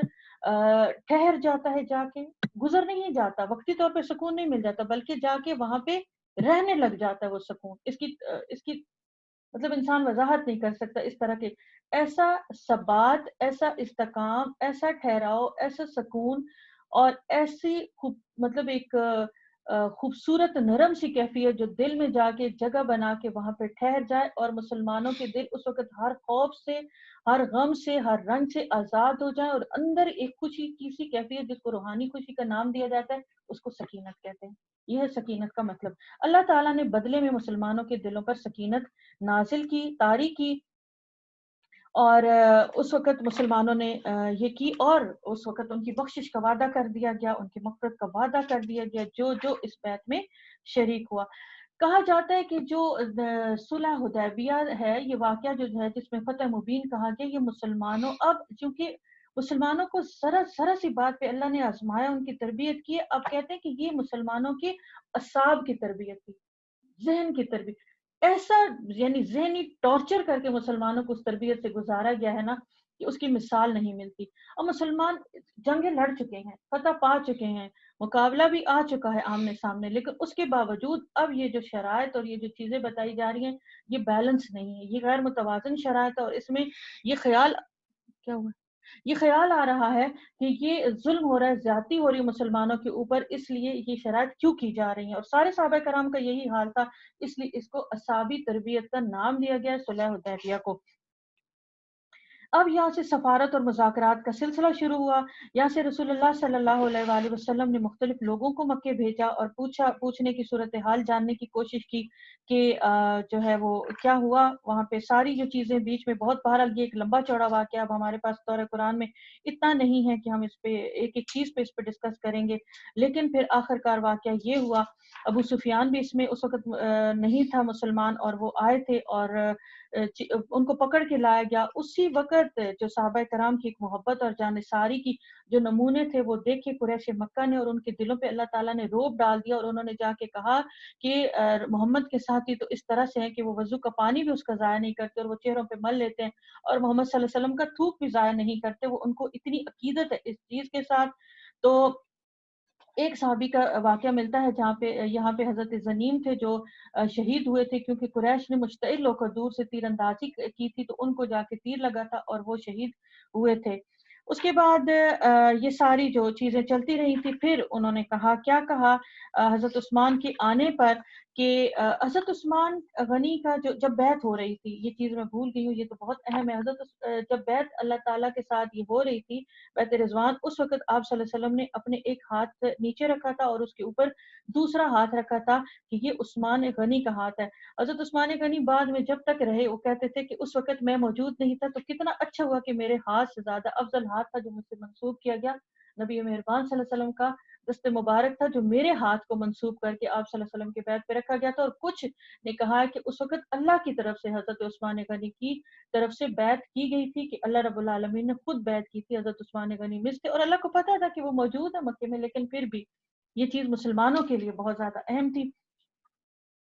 اب یہ بتایا گیا ہے کہ اصحاب شجرہ جو تھے، یہ سارا سلسلہ ہو گیا، بیعت ہو گئی، اور مسلمانوں کے دلوں کو کچھ نہ کچھ تھوڑی سی سہولت ملی کہ چلیں ہم اب لیں گے، بدلہ لیں گے،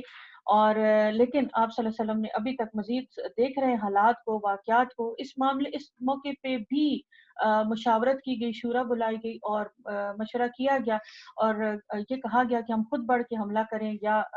انتظار کریں اس چیز کا۔ تو جو چیز سامنے آتی ہے وہ یہی بتائی جاتی ہے کہ نہیں، ہمیں ابھی بھی انتظار کرنا چاہیے۔ اب جب ان کو قریش کو پتہ چل گیا کہ ہم زیادہ دیر جنگ نہیں کر سکتے، اور یہ بھی ان کو پتہ چل گیا کہ نبی برحق اور آپ کے ساتھ اللہ کی مدد ہے، تو تب انہوں نے پھر درمیانی رستہ نکالا، اور انہوں نے سہیل بن عمرو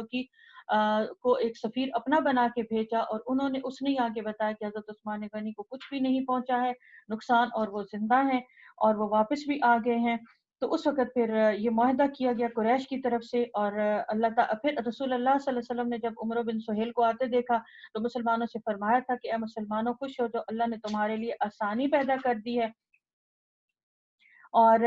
آپ نے سہیل کا نام لے کے بھی یہ بتایا تھا کہ جو سہیل نامی انسان ہے اس کے ذریعے تمہارے لیے آسانی پیدا دی گئی ہے، کیونکہ سہیل سہل سے، اور سہل کا مطلب ہے آسانی۔ تو آپ صلی اللہ علیہ وسلم نے یہ بتایا تھا کہ یہ خوشخبری ہے کہ اہل مکہ نے اپنے جس شخص کو بھیجا ہے اس سے ان کا ارادہ صلح کا ہے۔ अब पहली बार जो है वो चूँकि कुरैशी था, सुहैल बिन उमरो भी आप सल्लल्लाहु अलैहि वसल्लम की फैमिली से था, ख़ानदान से था। तो उसने रसूलुल्लाह सल्लल्लाहु अलैहि वसल्लम से गुफ्तगू की और मुआहदे की कुछ शराइत जो थी वो पेश की। अब मुआहदा क्या हुआ इस पे काफ़ी बहस हुई, रद्दो-कद हुई और बहुत देर गुफ्त शनीद हुई। दोनों अतराफ से लोग बैठे और मुआहदे की जो पॉइंट्स जो तय किए गए वो ज़्यादातर कुरैश की तरफ से ही उनकी पसंद के पॉइंट्स तय किए गए। तो यहाँ पे आके मुसलमानों की हालत बहुत बुरी हो गई और अब उन्होंने दोबारा से शक-व शुबहात में पड़ गई कि क्या हो गया? दोबारा से उनके ज़हनों को अल्लाह ताला ने फिर पूरी तरह खंगाल दिया। मुआहदे की क्या शिकें थी? ये मैं आपको जल्दी से बता देती हूँ। मुआहदे की अहम पॉइंट हर जगह पे लिखे हैं सीरत की किताबों में। इधर हमारे इसमें अभी ये आगे करो इसमें जो तफहीमुल कुरान है इसमें पेज नंबर 38 लेके आओ। मुआहदे की जो पहली एग्रीमेंट की जो पहली शिक थी वो ये थी कि 10 साल तक दोनों फ़रीक़ैन के दरमियान यानी दोनों जो ग्रुप हैं मुसलमान और कुरैश मक्का इनके दरमियान जंग नहीं होगी। और कोई भी खुफिया या सीक्रेट कोई मंसूबाबंदी नहीं की जाएगी और कोई एलानिया यानी छुप के भी और खुल के भी कोई कार्रवाई नहीं की जाएगी। 10 साल तक अमन मुआहदा है। उसके बाद जो दूसरा था ये था ये इस मुआहदे पे थोड़ा-सा मुसलमानों को हुआ कि इस 10 साल के दौरान कुरैश का जो शख्स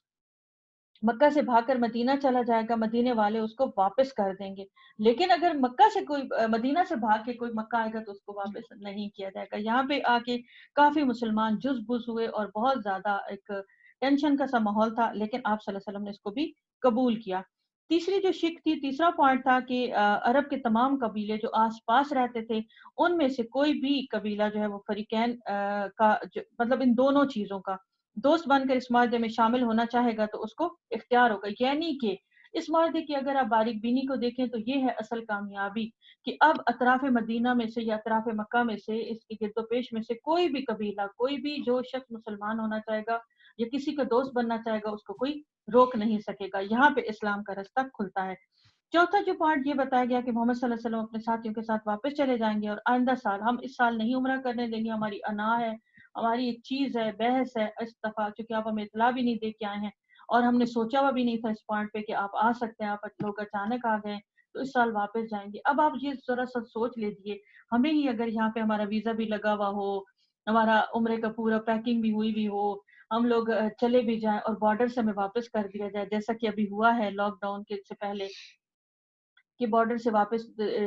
28 फरवरी को तहमीना लोगों को वापस किया गया। ज़रा-सा ये सोच लें कि अगर हमें बॉर्डर से ही वापस किया जाए, अभी मक्का में दाखिल नहीं हुए, ये तो दाखिल हो चुके हैं हदूद हरम में, तो हमारा क्या हाल होगा? हमारे रोने-धोने का, हमारी दिल का, हम कितने दिनों के लिए तो आएँगे ही नहीं, अपनी जगह पे ही नहीं आएँगे, तो वो ये एक बहुत मुश्किल थी मुसलमानों के लिए चीज़ और मुसलमान आइंदा साल आएँगे और इस साल वापस चले जाएँगे और कोई सामान नहीं लाएँगे और हम लोग यानी उनकी देखिए उनकी अना की ये आलम देखिए कि हम लोग उन दिनों में मक्का को छोड़ जाएँगे। हम रहेंगे ही नहीं वहाँ, हम आपको देख ही नहीं सकते। हम आपसे नफ़रत करते हैं, हसद करते हैं। हम लोग पहाड़ों में चले जाएँगे, यानी अपने घर से बेघर हो जाएँगे। और आप लोग आके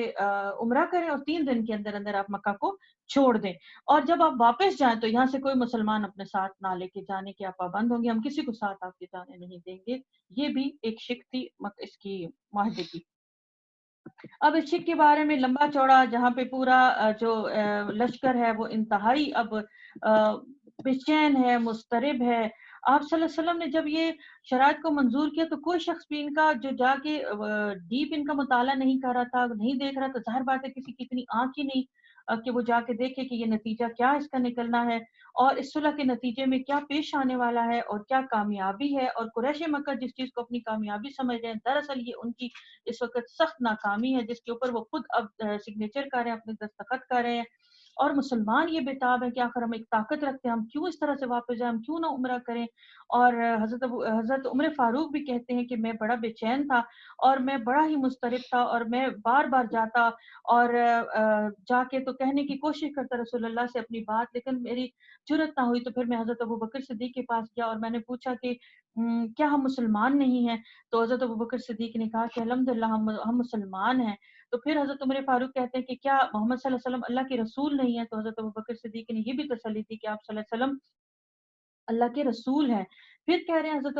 उमर फारूक कि मैंने हज़रत अबू बकर से पूछा कि क्या ये लोग मुशरिक नहीं हैं, अल्लाह के दुश्मन नहीं हैं? तो हज़रत अबू बकर सिद्दीक़ ने फरमाया कि हाँ, ये मुशरिक हैं और अल्लाह के दुश्मन हैं। तो फिर हज़रत उमर फारूक फरमाते हैं कि फिर हम अपने दीन के मामले में क्यों ज़िल्लत इख्तियार करें, क्यों हम दबकर शराइत ये करें, कबूल करें। तो फिर हज़रत अबू बकर सिद्दीक़ ने फरमाया था, बहुत मशहूर ज़माना है कि ए उमर वो अल्लाह के रसूल हैं और अल्लाह उनको ज़ाया हरगिज़ नहीं करेगा। फिर भी उनसे सब्र ना हुआ और उन्होंने यही सवाल जाके बहुत जुर्रत के साथ रसूलुल्लाह सल्लल्लाहु अलैहि वसल्लम के सामने रखे। तो तब आप सल्लल्लाहु अलैहि वसल्लम ने भी उनको वही जवाब दिया जो हज़रत अबू बकर सिद्दीक़ ने दिया था। सैयदना उमर फारूक कहते हैं कि बहुत अरसा तक मैं इस गुफ्तगू पे बहुत शर्मिंदा होता रहा कि मैंने कैसे जाके रसूलुल्लाह के सामने अपनी ज़बान पलट दी और जाके ये बात की और एतराज़ात किए उस माहदे पे, और मैं बहुत अरसा तक इस पे शर्मिंदगी से नवाफ़िल पढ़ता रहा, इस्तिग़फ़ार के और करता रहा, सदक़ात करता रहा। और मैं फिर आप सल्लल्लाहु अलैहि वसल्लम से आँखें मिला के बात नहीं कर सकता था, मेरे दिल के अंदर इतना गिल्ट था।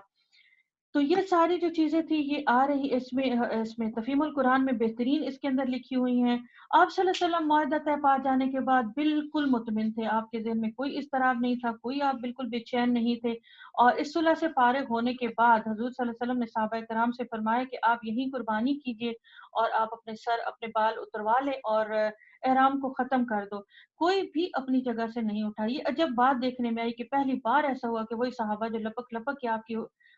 हुक्म मानते थे, आपकी इताअत करते थे, कोई भी नहीं उठा। तो 3 बार आप सल्लल्लाहु अलैहि वसल्लम ने मुख्तलिफ सहाबाए किराम से कहा कि आप उठिए और उठ के तो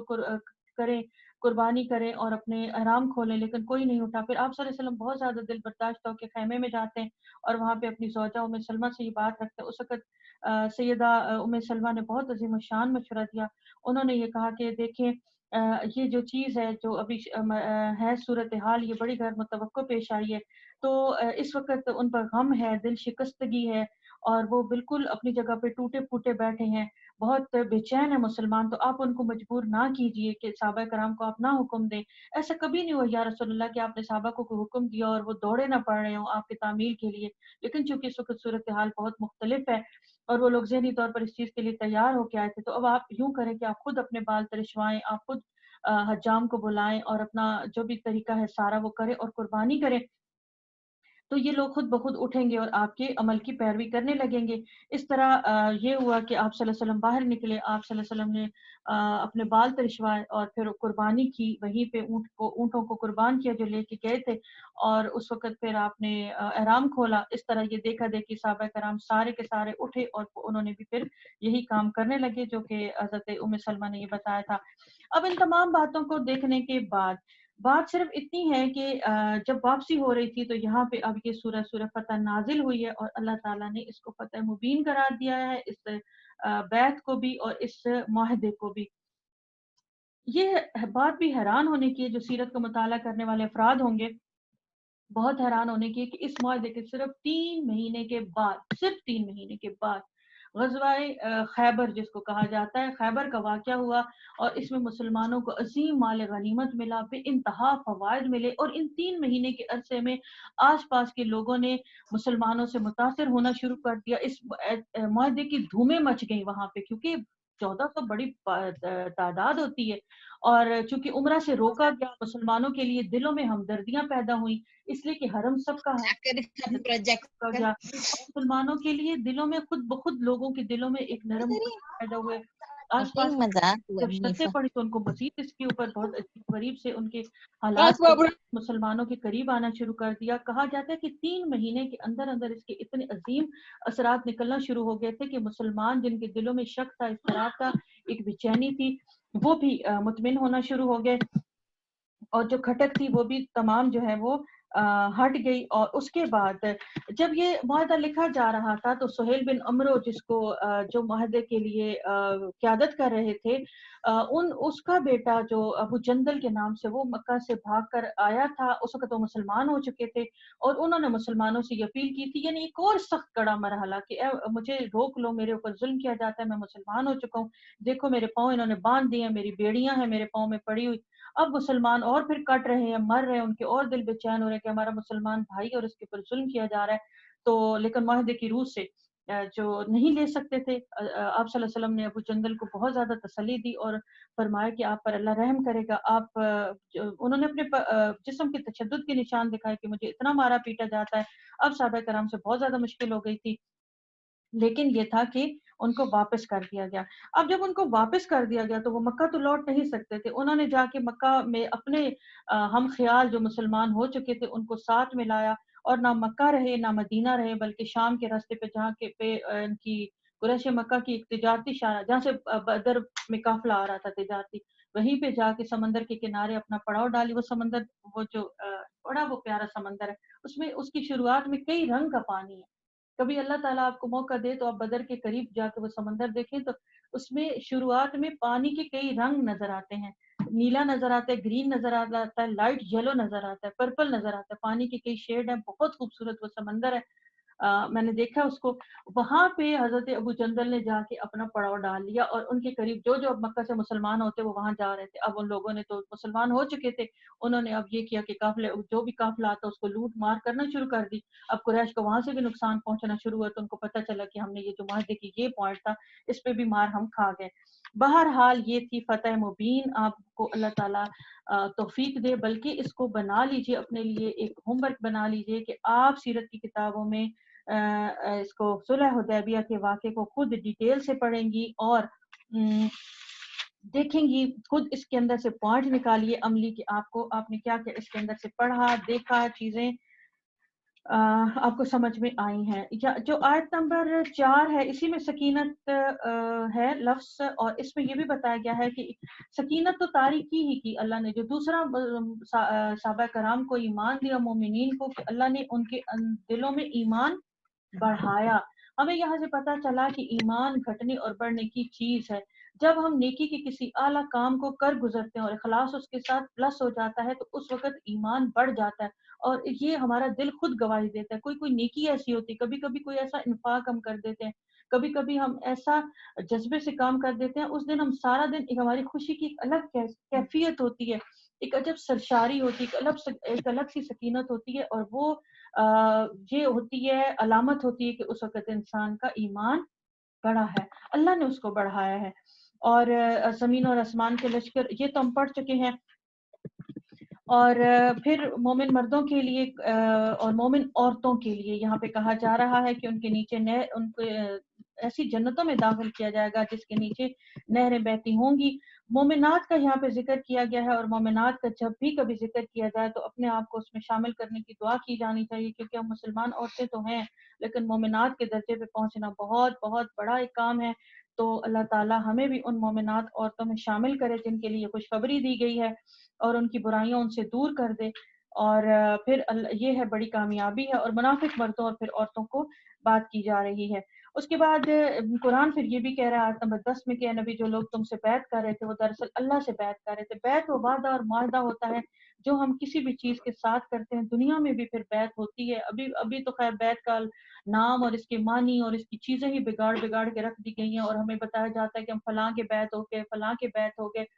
بیعت کرنے کے لیے دیکھنا چاہیے کہ جس کے ساتھ بیعت کریں اس کا اصل کرائٹیریا کیا ہے، اس کا اپنا کردار کیا ہے، یا وہ کس چیز پہ ہے، وہ خود کس چیز کی اطاعت کر رہا ہے. اب جو اس عہد کو توڑے گا یعنی اللہ سے کیے ہوئے عہد کو، یہ ہم نے کل پڑھ دیا تھا. اور اس وقت آگے آ جاتے ہیں آیت نمبر 11 پہ، اور آیت نمبر 11 میں اب وہ لوگوں کے بارے میں بات کی جا رہی ہے. منافقین کا گمان تھا کہ مسلمان جو جا رہے ہیں مکہ میں تو یہ موت کے منہ میں جا رہے ہیں، اور قریشی جو ہیں ابھی بھی منافقین کو یہ غلط فہمی تھی. حالانکہ غزوہ احزاب گزر چکا، غزوہ احد گزر چکا، غزوہ بدر گزر چکا، ابھی بھی منافقین کو یہ چیز کا گمان ہے کہ قریشی جو ہے وہ زیادہ ساز و سامان رکھتے ہیں اور وہ مسلمانوں کو کر لیں گے، دبا لیں گے، اور افرادی قوت بھی ان کے پاس زیادہ ہے، اور جنگ کا سامان بھی زیادہ ہے، اور ان کے پاس تجربات بھی زیادہ ہے، اور وہ اپنے ہوم گراؤنڈ پہ بھی ہیں، اور اگر ان کو ضرورت پڑی تو اطراف کے قبیلے ان کی مدد بھی کر سکیں گے. تو اس وقت انہوں نے منافقین نے یہ پیشن گوئی کی تھی کہ جو مسلمان ہیں یہ جا رہے ہیں موت کے منہ میں. لیکن اب جب یہ واپس آئے ہیں تو اب جو پھر آ کے وہ عذر دینے لگے. کیا عذر دینے لگے؟ ہمیں ہمارے مالوں نے، ہمارے بال بچوں نے، ہمارے گھروں نے ہمیں مشغول رکھا، اب آپ ہمارے لیے مغفرت کی دعا کر دی. کہ ہمیشہ آ کے یہ یہی کہتے تھے منافقین، ہر جنگ کے بعد یہ آ کے رسول اللہ سے یہی کہا کرتے تھے. تو ان کو قرآن بتا رہا ہے کہ تم نے یہ سمجھ لیا تھا کہ مومنین اور رسول اپنے گھروں میں نہیں پلٹیں گے، تو تم نے بہت سخت اللہ سے بدگمان ہوئے، برے گمان کیے، اور تم تو وہ ہی بد باطن ہو، یعنی تمہارا اندر جو ہے وہ اچھا نہیں ہے، تمہارا دل باطن تمہارا صاف نہیں ہے، اور ایسے لوگ کافروں کے لیے اللہ کہہ رہے ہیں کہ بھڑکتی ہوئی آگ ہے۔ اب جب مال غنیمت تم حاصل کرنے کے لیے جانے لگو، یہ مال غنیمت اسی وقت اس کی طرف اشارہ ہے کہ 3 مہینے کے اندر اندر ہی آپ صلی اللہ علیہ وسلم نے خیبر پر چڑھائی کی تھی، حاشیہ 27 ہے، اور اس کے جو خیبر کا قلعہ تھا اس کے بارے میں بتایا جاتا ہے، خیبر بھی آپ جو لوگ مدینہ سے زیادہ واقف ہوں گے وہ جانتے ہوں گے، خیبر مدینہ کے قریب ایک یہود کی بستی تھی، اور کہا جاتا ہے کہ وہ جو قلعہ تھا خیبر کا وہ ناقابل تسخیر تھا، یعنی اس کے بارے میں یہ تھا کہ اس کو کوئی بھی اس کو فتح نہیں کر سکتا، اور یہاں پہ وہ مرحب جو مشہور، جو ہم نے اپنی چھوٹی ہوتے ہوئے کتابوں، اردو کی کتابوں میں پڑھا کہ مرحب جو ہے وہ حضرت علی نے اس کا پھر کام تمام کیا، ہاں، اور وہاں سے بہت زیادہ مال غنیمت ملا تھا۔ اب جب مال غنیمت ملا تو وہ جو منافقین تھے وہ پھر آ گئے اپنے فائدے کے لیے کہ اب ہمیں بھی دیں، اور وہ انہوں نے پھر اس وقت کہا کہ یہ کیا بات ہے، اب مشکل ہے یہ، مطلب ہمارے لیے اب زیادہ ہم کیوں نہ گئے تھے۔ اللہ تعالیٰ مومنوں سے خود خوش ہو گیا، لقد رضی اللہ عن المومنین، یہ آیت نمبر 18 ہے۔ کب اللہ تعالیٰ خوش ہو گیا مومنین سے؟ جب ایک غیر متوازن بیعت کی جا رہی تھی، ایک خطرناک معاہدہ لکھا جا رہا تھا، اس وقت جو لوگ اس میں شریک تھے اور بیعت میں شریک تھے، اب جو ہے وہ کیا، اللہ تعالیٰ ان سے بہت زیادہ خوش ہوا، اور پھر دوبارہ ہے اللہ نے ان کے دلوں پر سکینت نازل فرمائی اور ان کو انعام میں قریبی فتح بخشی۔ قریبی فتح کیا؟ خیبر، ہاں خیبر، اور خیبر کے مال غنیمت سے بہت ساری بھیڑیں، بہت ساری بکریاں، بہت سارا مال، بہت سارا اسباب، سونا چاندی، یہ مسلمانوں کو حاصل ہوا تھا۔ اس کے بعد ہم آ جاتے ہیں آگے، اور وہ پھر پوری، چونکہ اس کا اب ہم نے پڑھ لیا پہلے ہی پورا ایک تعارف پڑھ لیا، اس لیے یہ ساری چیزیں وہی ہیں، اور پھر وہی بات بتائی جا رہی ہے کہ تم آئندہ مسجد حرام میں پورے امن کے ساتھ داخل ہوگے، اپنے سر منڈواؤ گے، وہ یعنی تم جو تم نے دیکھا ہے، خواب دکھایا گیا رسول اللہ کو، وہ یقیناً سچ ثابت ہوگا۔ اب آ جاتے ہیں ہم آیت نمبر 28 29 پہ، محمد رسول اللہ ہے نا، محمد اللہ کے رسول ہیں صلی اللہ علیہ وسلم، اور جو لوگ ان کے ساتھ ہیں وہ کفار پر سخت ہیں اور آپس میں رحیم ہیں۔ کس کی بات ہو رہی ہے؟ صحابہ کرام کی بات ہو رہی ہے، اور صحابہ کرام کیا ہے، ان کی کوالٹی کیا ہے صحابہ کرام کی، وہ بتائی جا رہی ہے۔ ان کی عبادت کی تعریف کی گئی ہے، کیا ہے؟ انہیں رکوع اور سجود اور اللہ کے فضل اور اس کی خوشنودی میں تم مشغول کی طلب میں مشغول پاؤ گے۔ سجود کے اثرات ان کے چہروں پر موجود ہیں جن سے وہ الگ پہچانے جاتے ہیں۔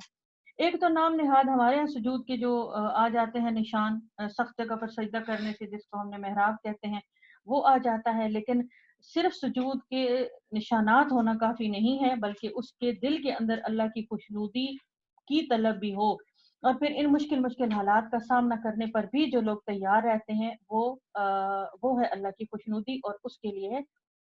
ان کے چہروں پر نشان۔ اب یہاں پہ ہم دیکھ لیتے ہیں کہ رسول اللہ صلی اللہ علیہ وسلم، محمد رسول اللہ، جو ابھی بتایا گیا سورہ فتح میں کتنا خوبصورت نام دیا گیا ہے، اور ہے بھی، محمد صلی اللہ علیہ وسلم نے دنیا میں جو انقلاب برپا کیا ہے وہ اللہ کے رسول کی حیثیت سے ہی کیا ہے۔ خود نہ تو آپ اس انقلاب کے بانی ہیں، نہ آپ اس تبدیلی کو آپ نے خود پلان کیا ہے، نہ سوچا ہے، اور نہ اس کے لیے آپ کے پاس کوئی اور چیز تھی، نہ اس کے لیے کوئی منصوبہ بندی آپ نے کی، یہ سارا کا سارا اللہ کی تائید کے ساتھ تھا۔ لیکن کیا کیا گیا کہ آپ کے ذریعے جن افراد کی جن کی تربیت کی گئی، دراصل وہ محنت ہے اللہ نے دیکھی ہے، اور ہر مرحلے پر جس استقامت کا آپ نے ثبوت دیا ہے۔ آپ صلی اللہ علیہ وسلم کی دعوتی زندگی کتنی ہے؟ 23 سال۔ دعوتی زندگی کا 23 سال کا اگر ہم عرصہ دیکھتے ہیں تو اس میں کوئی لمحہ یہ ایسا نہیں گزرا جس میں آپ صلی اللہ علیہ وسلم نے ریسٹ کیا ہو، آپ صلی اللہ علیہ وسلم نے آرام کیا ہو، آپ صلی اللہ علیہ وسلم سے کوئی غلطی ہو گئی ہو، آپ صلی اللہ علیہ وسلم نے اللہ کے کسی حکم سے انحراف کیا ہو، نعوذ باللہ نعوذ باللہ۔ آپ کی دعوت کا ہر پیغام، سوچنے کی بات ہے، آپ کی دعوت کا ہر پیغام، ہر لفظ، ہر بات، اور ہر چیز جو آپ نے اپنی زبان مبارک سے کہی، اس کو آپ صلی اللہ علیہ وسلم نے اپنے قول سے، اپنے عمل سے، اپنی زندگی کی ہر چیز سے کر کے دکھایا بھی ہے، اور یہ ہے دعوت کی اصل روح۔ دعوت دینا کوئی بڑی بات نہیں، میں یہاں پہ 3 گھنٹے بول سکتی ہوں بیٹھ کے، کوئی بڑی بات نہیں ہے، لیکن اس کو اپنے اوپر لاگو کرنا، اپنے عمل سے دکھا دینا۔ مثال کے طور پر ہم ایک دعوت دے رہے ہیں، ہم کسی کو پردے کی تلقین کر رہے ہیں، خود نہیں ہم بیٹھے، ہمارا رکا کس طرح سے، میں کل پڑھ رہی تھی ایک جگہ پہ کہ رمضان کے ہی بارے میں ایک پمفلٹ پڑھ رہی تھی، تو اس میں لکھا گیا تھا کہ رمضان میں جب آپ رمضان کی ایک بات آ گئی ہے اس میں، رمضان کے اندر جب آپ اپنی نیکیوں کو جمع کر رہے ہو، کیونکہ رمضان نیکیوں کو جمع کرنے کا مہینہ ہے، تو یہ دیکھ لیں کہ آپ نے اپنی نیکیوں کو کسی لیک ہونے والی چیز میں تو نہیں رکھا، کسی ایسے کپڑے میں تو نہیں باندھا جس میں کچھ سوراخ ہے، تو اس میں لیکیج کیا ہو، ہمیں کیسے پتا چلے گا کہ اس کپڑے میں سوراخ ہے اور ہم اس پہ نیکیاں باندھ رہے ہیں؟ اس میں پھر روزمرہ کی زندگی کی مثال دی گئی ہے، مثال کے طور پر ایک شخص روزے سے ہے، اس کے حال حلیے سے روزہ بھی لگ رہا ہے، چہرے پہ داڑھی بھی ہے اور بڑا اچھا سا اس کا طریقہ کار ہے، لیکن اس کی آنکھ کی حفاظت نہیں ہے، تو وہ روزے میں ایک لیک چیز میں اپنی نیکیاں جمع کر ہے۔ ایک عورت ہے بد زبانی کر رہی ہے، بد کلامی کر رہی ہے اور ساتھ روزہ بھی رکھے ہوئے ہے، ساتھ نمازیں بھی پڑھ رہی ہے، تو وہ اپنی نیکیوں کو لیک کپڑے میں یا لیک تھیلی میں جمع کر رہی ہے۔ ایک عورت ایسی ہے جس نے روزہ بھی رکھا ہوا ہے لیکن وہ باہر جس حال حلیے میں نکل رہی ہے، بے شک اس کا عبایا ہے لیکن ٹائٹ ہے، کپڑے اس کے ٹائٹ ہیں یا باریک ہیں یا اس کے میک اپ ہے اس کے چہرے پہ، تو وہ اپنی نیکیوں کو اس میں جمع کر رہی ہے۔ اسی طرح اور بہت بہت ساری چیزیں بتائی گئی ہیں۔ تو اب یہ جو بتایا گیا ہے کہ جو دعوت دینے والا ہوتا ہے اس کو پھر اپنی نیکیوں کو اپنے عمل اور اپنے قول سے اور اپنی ہر چیز سے، اپنی تقریر سے، اپنی بات سے ثابت کر کے دکھانا ہوتا ہے کہ میں نے واقعی دعوت کا پیغام دیا ہے۔ کیوں؟ دعوت دینے والے کی پوری زندگی کو لوگ دیکھتے ہیں، ہم نے دیکھا ہے، ہم اکثر خود ہم لوگ بولنے والے ہوتے ہیں، ہاں بڑا آیا ہے، بڑا دعوت دینے والے یہ بیٹھے ہیں، خود ان کا ذرا حال حلیہ تو دیکھیے نا، ان کا ذرا گھر تو دیکھیے نا، ان کے ذرا بچے تو دیکھیے نا۔ حالانکہ بچوں کے اوپر یا گھر کے اوپر اکثر تو نبیوں کا بھی زور نہیں چلا، وہ علیہ السلام کی ہمارے سامنے ہے، ہمارے مثال ہے کہ ان کا بیٹا رہ گیا تھا، لوط علیہ السلام کی بیوی رہ گئی تھی، ابراہیم علیہ السلام کے والد رہ گئے تھے، تو یہ کیا ہے، نہیں چلتا، لیکن ہمیں کوشش تو کرنی ہے۔ تو اس لیے کہا جاتا ہے کہ جو دعوت دینے والا انسان ہوتا ہے، دائی ہوتا ہے، وہ دراصل خود دو دھاری تلوار پر چل رہا ہوتا ہے کہ میں ادھر گرتا ہوں ادھر گرتا ہوں، میرے پیر زخمی ہوتے ہیں اگر میں اپنی دعوت سے ایک لفظ بھی ادھر کا ادھر کرتا ہوں۔ اب یہ تھا رسول اللہ کا قول، لیکن آپ صلی اللہ علیہ وسلم تو نبی تھے، آپ صلی اللہ علیہ وسلم کی تو ایک بہرحال ایک چیز تھی بہت حیرت انگیز، آپ کو بنا کے بھیجا گیا تھا۔ تو لیکن یہ بھی کہا جاتا ہے، جو صحابہ کرام کی بات کر رہے ہیں اس میں مفسرین کرام کہتے ہیں، انسانی فطرت کے بارے میں ایک بات بتاتے ہیں کہ دنیا میں اگر آپ یہ دیکھیں کہ کل آپ نے ایک پہاڑ دیکھا تھا اور وہ اپنی جگہ سے آج ہل کے دوسری جگہ پہ چلا گیا، یعنی اس سے 2 قدم یا 4 قدم یا 4 گز وہ پہاڑ، اتنا عظیم الشان پہاڑ اپنی جگہ سے ہٹ کے دوسری جگہ پہ چلا گیا، تو وہ تو ممکن ہے، لیکن انسانی فطرت کو تبدیل کرنا ایک کمال درجے کی محنت ہے، اور یہ کس نے کیا؟ صحابہ کرام نے کیا، جن کے بارے میں اللہ تعالیٰ بتا رہے ہیں کہ رضی اللہ عنہ و رضوا عنہ، اللہ ان سے راضی ہوا۔ انہوں نے کیا کیا؟ کیونکہ وہ جس معاشرے کے اندر رہتے تھے، جس حال حلیے کے اندر رہتے تھے، جس دور کے اندر رہتے تھے، انہوں نے اپنی عادات کو، اپنی مزاج کو، اپنی پوری شخصیت کو انہوں نے تبدیل کیا، اور یہ کوئی بہت لمبا چوڑا انہوں نے تربیت نہیں کی، کوئی 20-25 سال، دنوں میں وہ لوگ تبدیل ہوئے، ادھر انہوں نے فیصلہ کیا اسلام قبول کرنے کا اور ادھر انہوں نے یک تک سیکنڈز کے اندر اپنی تبدیلی کی، اور پھر آپ صلی اللہ علیہ وسلم کی تربیت میں جب بیٹھے، اور اس کے بعد پھر کوئی ایسا نہیں تھا کہ جس کا کبھی ارادہ صحابہ کرام میں سے کوئی ایسا نہیں ہوا جو اپنے ارادے سے پھرا ہو، جو اپنے معاہدے سے پھرا ہو کہ مسلمان ہوا اور اس کے بعد اس نے کہا ہو کہ نہیں یہ تو مشکل رستہ ہے، مجھے اس سے ہٹ جانا ہے۔ ہمیں پتہ کیا چلا کہ صحابہ کرام نے اپنی تربیت کی کس سے؟ 2 چیزیں بتائی جا رہی ہیں، رکوع و سجود سے، 2 چیزوں سے بتائی جا رہی ہے، رکوع انتہائی مشکل ہے، رکوع سجود کرنا انتہائی مشکل ہے، نمازیں پڑھنا۔ صحابہ کرام نے رات اور دن، آپ کو پتہ ہے جب پہلے نماز فرض ہوئی تھی تو تہجد بھی فرض ہوئی تھی، 1 یا 1.5 2 سال کے لیے تہجد تمام مومنین، اس وقت صرف فجر کی نماز تھی اور عصر کی نماز تھی، معراج سے پہلے کے جو واقعات بتائے جاتے ہیں اس میں یہ 2 نمازوں کی پابندی کی جاتی تھی اور پلس تہجد تھا، لیکن جب آپ صلی اللہ علیہ وسلم معراج پہ جب تشریف لے گئے اور اس کے بعد نمازوں کے اوقات آپ صلی اللہ علیہ وسلم کے لیے واضح کیے گئے، تو پھر تہجد کی نماز جو تھی وہ عام مسلمانوں سے مشقت کی وجہ سے ہٹا لی گئی تھی، ان پتہ تھا اللہ کو کہ مسلمان اس کی پابندی نہیں کر سکیں گے کیونکہ وہ بہت مشکل نماز ہے۔ تو یہ ہے وہ صحابہ کرام کی تربیت۔ اب آ جاتے ہیں پچھلی کتابوں میں، یہ مستقل صحابہ کرام کے بارے میں یہ ہمیں بتایا جا رہا ہے، کون لوگ ہیں، یہ ہے ان کی صفت کس میں؟ تورات میں اور انجیل میں۔ تورات میں بھی ان صحابہ کرام کا ذکر ہے اور انجیل میں بھی ان کا ذکر ہے۔ اس کی مثال کس طرح دی گئی؟ ان کتابوں کی مثال دی گئی، یہ قرآن ان کا بتایا کہ ایک کھیتی ہے جس نے کومپل نکالی، پھر اس کو تقویت دی، پھر وہ گدرائی پھر اپنے تنے پر کھڑی ہوئی، کھیتی کو لگانے والا کون ہے؟ خود رسول اللہ صلی اللہ علیہ وآلہ وسلم وہ کاشتکار ہیں. انہوں نے پہلے اس بیج کو بویا، دلوں کی زمین کو نرم کیا، پھر اس کے اوپر ایک بیج بویا، اس سے کومپل نکلی یعنی کہ ایک ہلکی سی ٹہنی نکلی. پھر آپ صلی اللہ علیہ وسلم نے اس کو تربیت کے ساتھ، ایمان کے ساتھ اس کو مضبوط کیا، تقویت دی. پھر وہ اپنے تنے پر کھڑی ہو گئی. اب وہ اتنی مضبوط ہو چکی ہے وہ فصل، صحابہ کرام کی پوری عظیم الشان وہ ٹیم کہ کاشت کرنے والوں کو یعنی کہ رسول اللہ کو خوشی ہوتی ہے ان کی ایک جان نثاری اور ان کے جذبہ قربانی کو دیکھ کر. اور کیوں ہے کہ کفار ان سے جلیں، ان کے پھلنے اور پھولنے سے کفار کو تکلیف ہوتی ہے. یہ صحابہ کرام کی وہ کھیتی ہے، یہ آپ صلی اللہ علیہ وسلم کی وہ جماعت ہے. اور جب یہ دیکھنا پڑے گا ہمیں کہ جب جناب ابو طالب کی وفات ہوئی ہے اس وقت مکہ کے اندر صرف 150 مسلمان ابھی موجود ہیں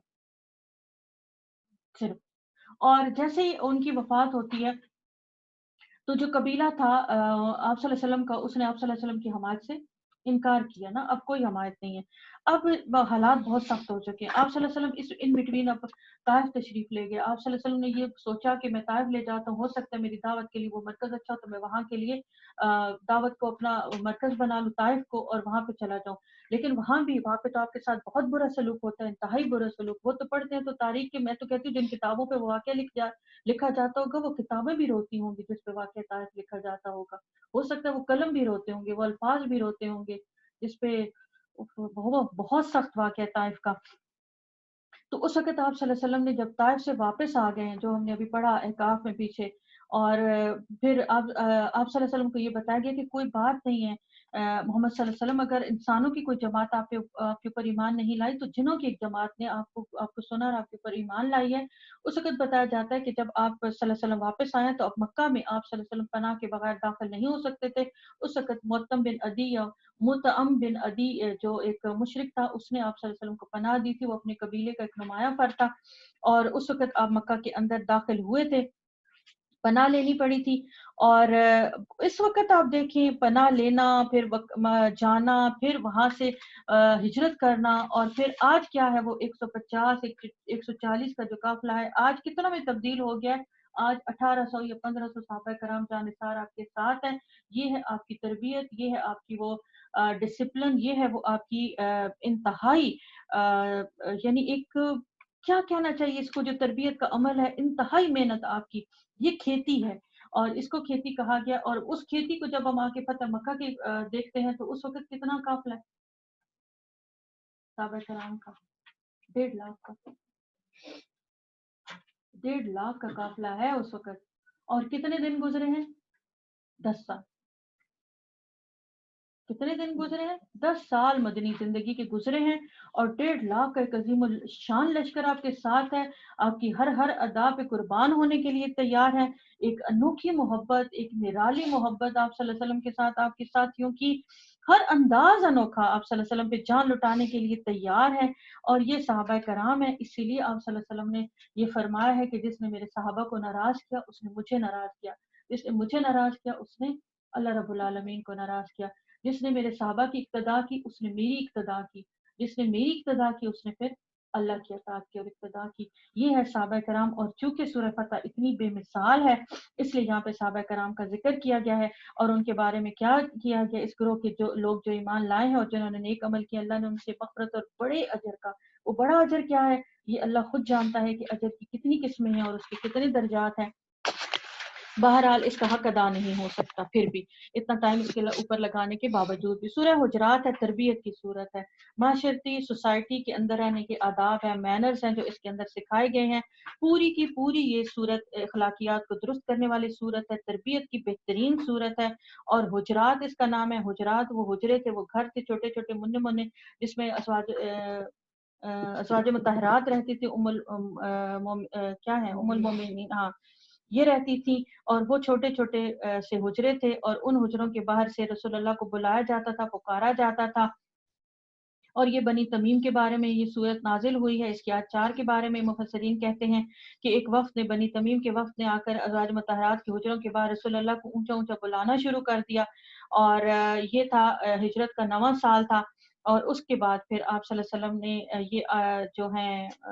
اس صورت کی اس کی آیات نازل ہوئیں اور اس میں تعلیم دی گئی کہ آپ صلی اللہ علیہ وسلم کو کس شان اور کس ادب سے اور کس محبت سے بلانا چاہیے، اور اس میں وہی ادب اور آداب سکھائے گئے ہیں، اور اس میں بہت ساری اور چیزیں ہیں وہ ہم انشاءاللہ پڑھتے ہیں۔ اس صورت کی تفسیر کرنے کے لیے کچھ بھی نہیں ہے علاوہ یہ کہ ہم کچھ احادیث اس کے اندر جمع کریں گے۔ یہ صورت اپنی تفسیر خود ہے جو ہمیں بتاتی ہے، اور اس میں کوئی ایسی مشکل چیز نہیں جو ہمیں سمجھ میں نہیں آئے گی۔ 18 صرف اس کی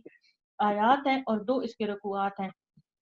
مدنی صورت ہے اور ہجرت کے 9ویں سال یہ نازل ہوئی ہے۔ اب تربیت کا پورا عمل مکمل ہونے والا ہے، مسلمانوں کے اوپر احکامات یک کے بعد دیگرے نازل ہو چکے ہیں۔ اب رسول اللہ کی رخصتی کا تھوڑا سا زمانہ باقی رہ گیا ہے دنیا کے اندر آپ صلی اللہ علیہ وسلم کا جو رہنے کا ہے، اور اس میں اب یہ چیزیں ہمیں سکھائی جا رہی ہیں۔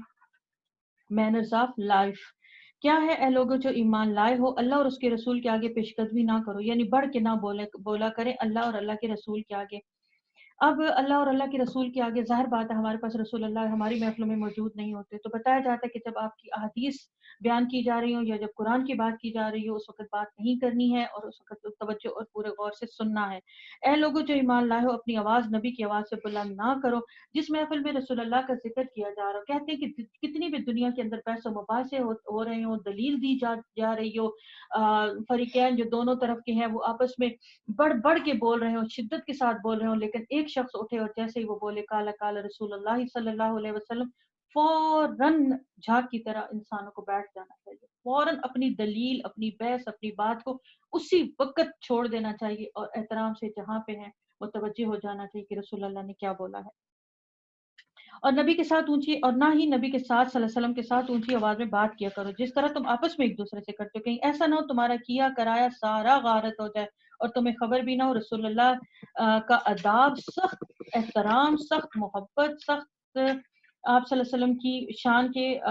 شایان شان آپ کا، یعنی آپ کے ساتھ بات کرنا اور آپ صلی اللہ علیہ وسلم کی محفل میں بیٹھنا۔ جو لوگ رسول خدا کے حضور بات کرتے ہوئے اپنی آواز پست رکھتے ہیں وہ در حقیقت وہی لوگ ہیں جن کے دلوں کو اللہ نے تقوی کے لیے جانچ لیا ہے، اور ان کے لیے مغفرت ہے اور اجر عظیم۔ اے نبی صلی اللہ علیہ وسلم، جو لوگ تمہیں حجروں کے باہر سے پکارتے ہیں ان میں اکثر بے عقل ہیں، اور اگر وہ تمہارے برآمد ہونے تک صبر کرتے تو انہی کے لیے بہتر تھا، اللہ درگزر کرنے والا اور رحیم ہے۔ اے لوگوں جو ایمان لانے والوں کو اب اللہ تعالیٰ مخاطب کیے جا رہے ہیں، کوئی فاسق اگر تمہارے پاس خبر لے کر آئے تو تحقیق کر لیا کرو، کہیں ایسا نہ ہو کہ تم کسی گروہ کو نادانستہ نقصان پہنچا بیٹھو اور پھر اپنے کیے پر پشیمان ہو۔ خوب جان رکھو کہ تمہارے درمیان اللہ کا رسول موجود ہے، اگر وہ بہت سارے معاملات میں تمہاری بات مان لیا کرے تو تم خود ہی اپنی مشکلات میں مبتلا ہو جاؤ، مگر اللہ نے تم کو ایمان کی محبت دی ہے اور اس کو تمہارے لیے دل پسند بنایا، اور کفر و فسق اور نافرمانی سے تم کو متنفر کر دیا ہے۔ ایسے ہی لوگ اللہ کے فضل و احسان سے راست رو ہیں، اور اللہ علیم و حکیم ہے۔ یہ بتایا جا رہا ہے اصول پہلا جو ہمیں دیا جا رہا ہے، پہلی بات تو یہ کہ ہمیں رسول اللہ کی محفل میں کس طرح سے رہنا ہے، احادیث پڑھتے ہوئے، سنتے ہوئے، آپ صلی اللہ علیہ وسلم کا ذکر مبارک نام نامی آتے ہوئے اور قرآن پڑھتے ہوئے ہمارا رویہ کیا ہونا چاہیے۔ اس کے بعد پھر ہے جو ہمارے پاس خبر آئے، ہمارے پاس خبریں بہت ساری آتی ہیں یہاں وہاں سے، دائیں بائیں، خاص طور پہ خواتین کے پاس بڑی کیا کیا ہوتی ہیں، کیا ان کو کہتے ہیں، چٹخارے دار خبریں بھی ہوتی ہیں، اور دوسری اور بھی بہت ساری خبریں آ جاتی ہیں۔ اس کے بارے میں کیا رویہ ہمیں بتایا گیا ہے کہ تم کسی بھی خبر پر ایکشن نہ لو جب تک کہ تمہارے پاس اس کی کوئی تحقیق نہ ہو جائے کہ وہ صحیح ہے نہیں ہے۔ اس میں علماء کرام بہت زیادہ بحث و مباحثہ کرتے ہیں کہ خبر لانے والے کا پہلے تو رویہ دیکھا جائے، اس کا کردار دیکھا جائے، معاشرے میں وہ سچ بولتا ہے، کیا اس کے معاملات درست ہیں، وہ کوئی فتنہ و فساد رکھنے والا دماغ تو نہیں ہے، اور اس کا کیا حال، اس کی نمازیں، اس کی عبادات کیسی ہیں جو خبر لے کے آیا ہے۔ تو یہ ساری چیزیں لے آنے کے بعد اب وہ خبر پھر آپ سن لیں، پھر بھی اس کی خبر کو آپ تحقیق کریں، جو متعلقہ جگہ ہے وہاں سے پوچھیں یہ خبر کس طرح سے، اس کے بعد پھر تم اس پہ یقین کرو یا جو بھی ایکشن لینا ہے وہ اس کے اوپر لو۔ اگر اہل ایمان کے 2 گروہ آپس میں لڑ جائیں تو ان کے درمیان صلح کرا دو۔ تیسرا ہمارے لیے نقطہ ہے تربیت کا، ہمارا کام ہے ہم 2 دوستوں میں، 2 بہنوں میں، 2 سہیلیوں میں، 2 خاندانوں میں، 2 قبیلوں میں صلح کروائیں، یہ ایک بہت بڑے اجر کا کام ہے۔ اللہ تعالیٰ کہتے ہیں کہ صلح کروانے والے کو جنت میں کے وسط میں گھر دیا جائے گا، اور اگر ان میں سے ایک گروہ دوسرے گروہ سے زیادتی کرو تو زیادتی کرنے والے سے لڑو یہاں تک کہ وہ اللہ کے حکم کی طرف پلٹ آئے، اور اگر پلٹ آئے تو پھر ان کے درمیان عدل کے ساتھ صلح کرا دو۔ اگلا جو ہمیں حکم دیا گیا ہے وہ انصاف کرنے کا، اللہ انصاف کرنے والوں کو پسند کرتا ہے، اور مومن تو ایک دوسرے کے بھائی ہیں، لہٰذا اپنے بھائیوں کے درمیان تعلقات کو درست کرو اور اللہ سے ڈرو، امید ہے کہ تم پر رحم کیا جائے گا۔ حضرت جریر ابن عبداللہ کہتے ہیں، حاشیہ 18 ہے، رسول اللہ صلی اللہ علیہ وآلہ وسلم نے مجھ سے 3 باتوں پر بیعت لی تھی، کیا؟ ایک، میں نماز قائم کروں گا، دوسرے میں زکوٰۃ دیتا رہوں گا، اور تیسرے کہ میں ہر مسلمان کا خیر خواہ رہوں گا۔ صحیح البخاری۔ حضرت عبداللہ ابن مسعود کی روایت ہے، نبی مہربان صلی اللہ علیہ وسلم نے فرمایا کہ مسلمان کو گالی دینا فسق ہے اور اسے جنگ کرنا کفر ہے، اور اس طرح کی بہت ساری حدیثیں بتائی گئی ہیں۔ اس کا مطلب ہے کہ مسلمان کی جان و مال عزت ایک دوسرے کے اوپر فرض ہے۔ اے لوگوں جو ایمان لائے، دوبارہ سے بارہ چوتھی بار اللہ تعالیٰ نے ایمان لانے والوں کو مخاطب کیا ہے، نہ مرد دوسرے مردوں کا مذاق اڑا، ہو سکتا ہے وہ ان سے بہتر ہو، اور نہ عورتیں دوسری عورتوں کا مذاق اڑا، ہو سکتا ہے وہ ان سے بہتر ہو۔ مرد تو شاید کم ہی مذاق اڑاتے ہوں گے ایک دوسرے کا، یہ بھی عادت ہم خواتین کے اندر ہی ہے، اور ہم ہی مذاق اڑاتے ہیں دوسری عورتوں کا، اور یہ بہت زیادہ ہے۔ مذاق کس لیے اڑایا جاتا ہے؟ پہلی بات تو یہ ہم ایک اصول طے کر لیں اپنے اندر، مذاق کیا دل کی تسلی کے لیے اڑایا جاتا ہے، مذاق فیشن کے لیے اڑایا جاتا ہے، یا شوق سے اڑایا جاتا ہے؟ تو یہاں جو تفسیر ہمیں بتاتی ہیں وہ یہ بتاتی ہیں کہ مذاق اس لیے اڑایا جاتا ہے کہ جب ہم اپنے آپ سے کسی کو کم سمجھتے ہیں، اپنے لیول کا نہیں سمجھتے ہیں، اور اس کو اپنے سے نیچا درجہ دیتے ہیں، اس وقت ہم کسی کا مذاق اڑانے لگتے ہیں، کسی بھی صورت میں، اسٹیٹس میں، مال میں، شکل میں، اولاد میں، اعمال میں، کوئی بھی شکل ہو، اس میں جب ہم کسی کو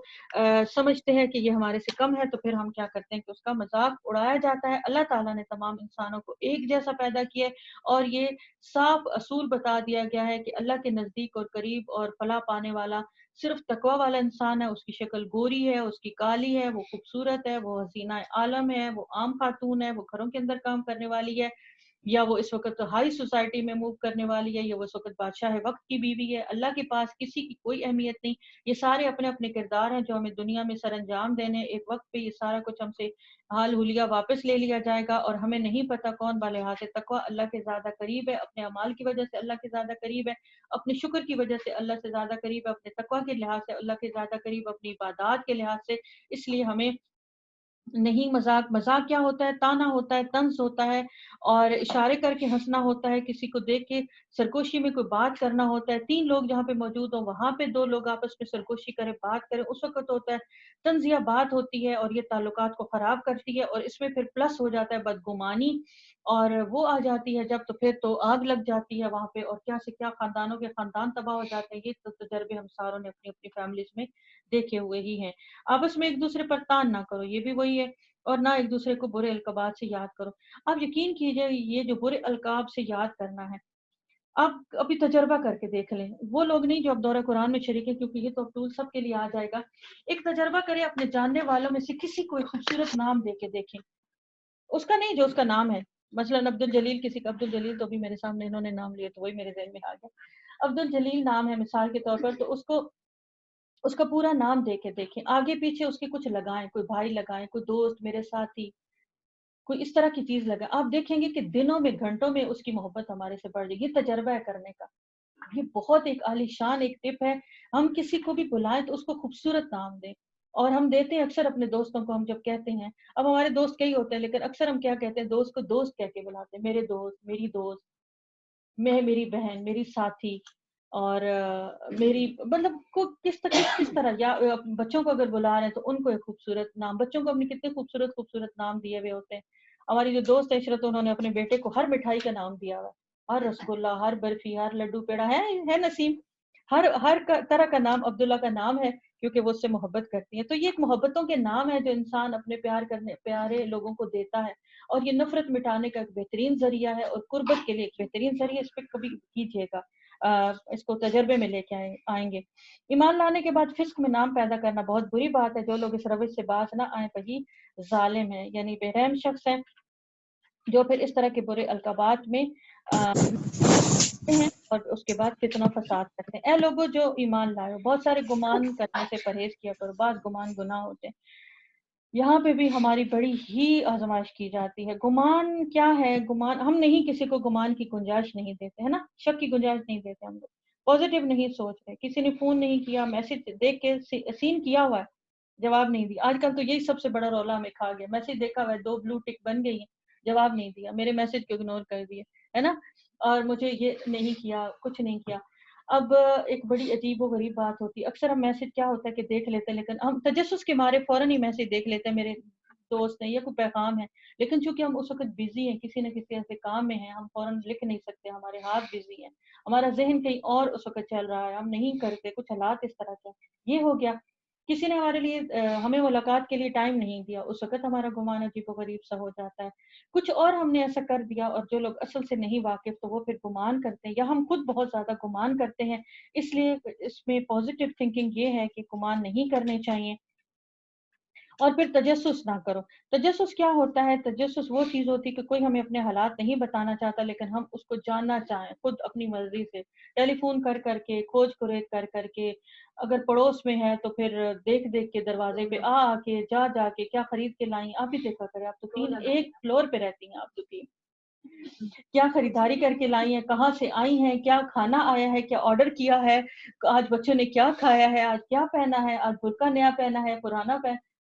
اللہ اکبر۔ یہ ساری چیزیں تجسس میں آ جاتی ہیں، لیکن بہرحال یہ چھوٹی چھوٹی چیزیں، اس سے پھر آگے بہت انسان پھر آگے چلا جاتا ہے اور پھر کیا سے کیا چیزیں ہو جاتی ہیں۔ اور تم میں سے کوئی کسی کی غیبت نہ کرے، یہ سب سے بڑا ایک چیز ہے جس پہ بات کرتے کرتے مجھے خود بہت زیادہ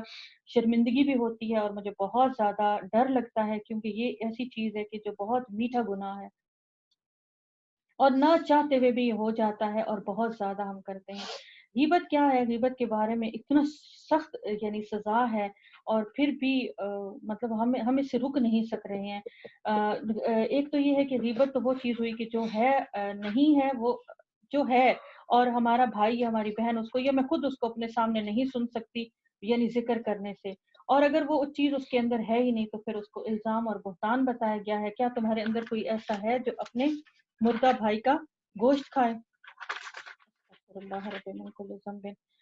مرے ہوئے بھائی کا گوشت کھانا پسند کرے گا؟ دیکھو تم خود اس سے گھن کھاتے ہو، اللہ سے ڈرو اور اللہ بڑا توبہ قبول کرنے والا اور رحیم ہے۔ اس کے بارے میں یقین کریں، جب آپ صلی اللہ علیہ وسلم معراج پہ تشریف لے گئے تھے تو بتایا جا رہا تھا کہ کچھ لوگ جو ہیں وہ حلال ایک طرف پڑا ہے، یا اس طرح کا واقعہ مجھے پورا وہ یاد نہیں آ رہا، لیکن وہ اس چیز کو کاٹ کاٹ کے، باقاعدہ بھائی کی اپنی لاش کو کاٹ کاٹ کے، جس طرح یہاں پہ گوشت کاٹ کے بنایا جاتا ہے اس طرح سے اس کو کھا رہے ہیں۔ اور آپ صلی اللہ علیہ وسلم نے یہ بتایا تھا، پوچھا گیا تھا کہ کون ہے، تو بتایا گیا کہ یہ وہ لوگ ہیں جو غیبت کرنے والے۔ اب غیبت ہمارے سے ہو جاتی ہے، ایسا گناہ ہے کہ جو نکل جاتا ہے نہ چاہتے ہوئے بھی۔ اس کے بارے میں بتایا گیا ہے کہ ہمیں پھر جس کی ہم نے کی اور ہمیں پتہ بھی ہے کہ ہم نے اس کی کر دی ہے اور یہ گناہ بھی کیا ہے، دل غیر مطمئن ہو جاتا ہے، فوراً ہمیں پتہ چل جاتا ہے، تو پھر اس کے لیے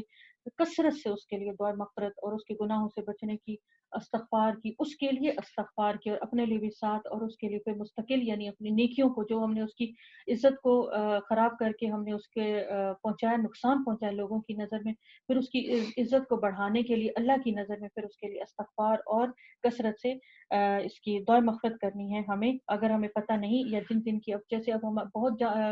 بے سمجھی میں جب ہم نے کر دی ہوں گی اور بہت ساری کی ہوں گی، تو ان وقتوں کا خیال کر کے، حساب کر کے، اللہ کو تو حساب کا پتہ ہے، تو پھر ہمیں وہ دعا کرنی چاہیے کہ اے اللہ، مجھے نہیں پتہ، مجھے یاد بھی نہیں میں نے کس کس کی تھی، تو اب میں یہ اس کے لیے دعا کرتی ہوں کہ اے اللہ اس کی مغفرت فرمائیے، میں بہت زیادہ خود ندامت میں ہوں، شرمندہ ہوں، اے اللہ میرے سے یہ غلطی ہو چکی ہے، میری بھی مغفرت فرمائیے، مجھے بھی معاف کر دیجیے، اور اس کی معاشرے میں عزت بڑھائیے جو میں نے اس کی عزت کو نقصان پہنچایا، اور اس کے وقار میں اضافہ کرے اور اس کی نیکیوں میں اضافہ کرے۔ یہ ہے دعا۔ لوگوں، ہم نے تم کو ایک مرد اور ایک عورت سے پیدا کیا، پھر تمہاری قومیں اور برادریاں بنا دی تاکہ تم ایک دوسرے کو جانو پہچانو۔ در حقیقت اللہ کے نزدیک تم میں سب سے زیادہ عزت والا وہ ہے جو تمہارے اندر سب سے زیادہ پرہیزگار ہے، یقیناً اللہ سب کچھ جاننے والا اور باخبر ہے۔ یہ بدوی کہتے ہیں کہ ہم ایمان لائے، ان سے کہو تم ایمان نہیں لائے، بلکہ یوں کہو کہ ہم مطیع ہو گئے اور ایمان بھی ابھی تمہارے دلوں میں داخل ہی نہیں ہوا۔ اگر تم اللہ اور اس کے رسول کی فرما برداری اختیار کرو گے تو وہ تمہارے اعمال کے اجر میں کوئی کمی نہیں کرے گا۔ اللہ یقیناً درگزر کرنے والا اور رحیم ہے۔ حقیقت میں تو مومن وہ ہیں جو اللہ اور اس کے رسول پر ایمان لائے، پھر انہوں نے کوئی شک نہ کیا نہ اور اپنی جانوں اور مالوں سے اللہ کی راہ میں جہاد کیا، وہی سچے لوگ ہیں۔ اے نبی صلی اللہ علیہ وسلم، ان مدعیان ایمان سے کہو کہ کیا تم اللہ کو اپنے دین کی اطلاع دے رہے ہو؟ حالانکہ زمین اور آسمان کی ہر چیز کو اللہ بہتر جانتا ہے، وہ ہر چیز کا علم رکھتا ہے۔ یہ لوگ تم پر احسان جتاتے ہیں کہ انہوں نے اسلام قبول کر لیا، ان سے کہو اپنے اسلام کا احسان مجھ پر نہ رکھو، بلکہ اللہ ہی پر اللہ تم پر اپنا احسان رکھتا ہے کہ اس نے تمہیں ایمان کی دولت بخشی ہے۔ اگر تم واقعی اپنے دعوی ایمان میں سچے ہو تو اللہ زمین اور آسمان کی ہر پوشیدہ چیز کا علم رکھتا ہے، اور جو کچھ تم کرتے وہ سب اس کی نگاہ میں ہے۔ ہدایت لانا انسان کے اپنے فائدے کے لیے، کسی چیز سے جڑ جانا، ایمان لانا انسان کے اپنے فائدے کے لیے، نہ جو یہ کسی پر احسان ہے اور نہ اس کو کہنا ہی چاہیے کہ یہ احسان۔ سورہ کاف ہے، سورہ کاف جو ہے وہ اپنے موضوع اور معنی کے لحاظ سے شدید صورت ہے، بہت شدید ہے، سخت صورت ہے، اور اس میں موت کا اور آخرت کا اور اس کا نزاع کے عالم کا بہت زیادہ ذکر ہے، اور یہ پتہ چلتا ہے کہ یہ مکی صورت ہے، لیکن اس کے بارے میں کب یہ نازل ہوئی یہ زیادہ تر نہیں بتایا گیا، اس میں مختلف ہیں اختلافات ہیں، لیکن یہ بتایا گیا ہے کہ یہ اہم صورت تھی اور آپ صلی اللہ علیہ وسلم اس کو تلاوت کیا کرتے تھے کسی نہ کسی نماز کے اندر، بلکہ ایک خاتون بتاتی ہے کہ آپ صلی اللہ علیہ وسلم اس کو اتنی کثرت سے تلاوت کیا کرتے تھے کہ مجھے آپ صلی اللہ علیہ وسلم سے سن کے یہ یاد ہو گئی۔ 45 اس کی آیات ہیں اور 3 اس کے رکوعات ہیں، نمبر کے حساب سے یہ 50ویں سورہ ہے۔ دیکھیے ہم 26ویں پارے پہ پہنچ چکے ہیں اور ابھی تک 50 صورتیں ہوئی ہیں، اور قرآن میں 114 صورتیں ہیں، اب آخری پاروں میں دھڑا دھڑ صورتیں ہوں گی۔ قاف موٹا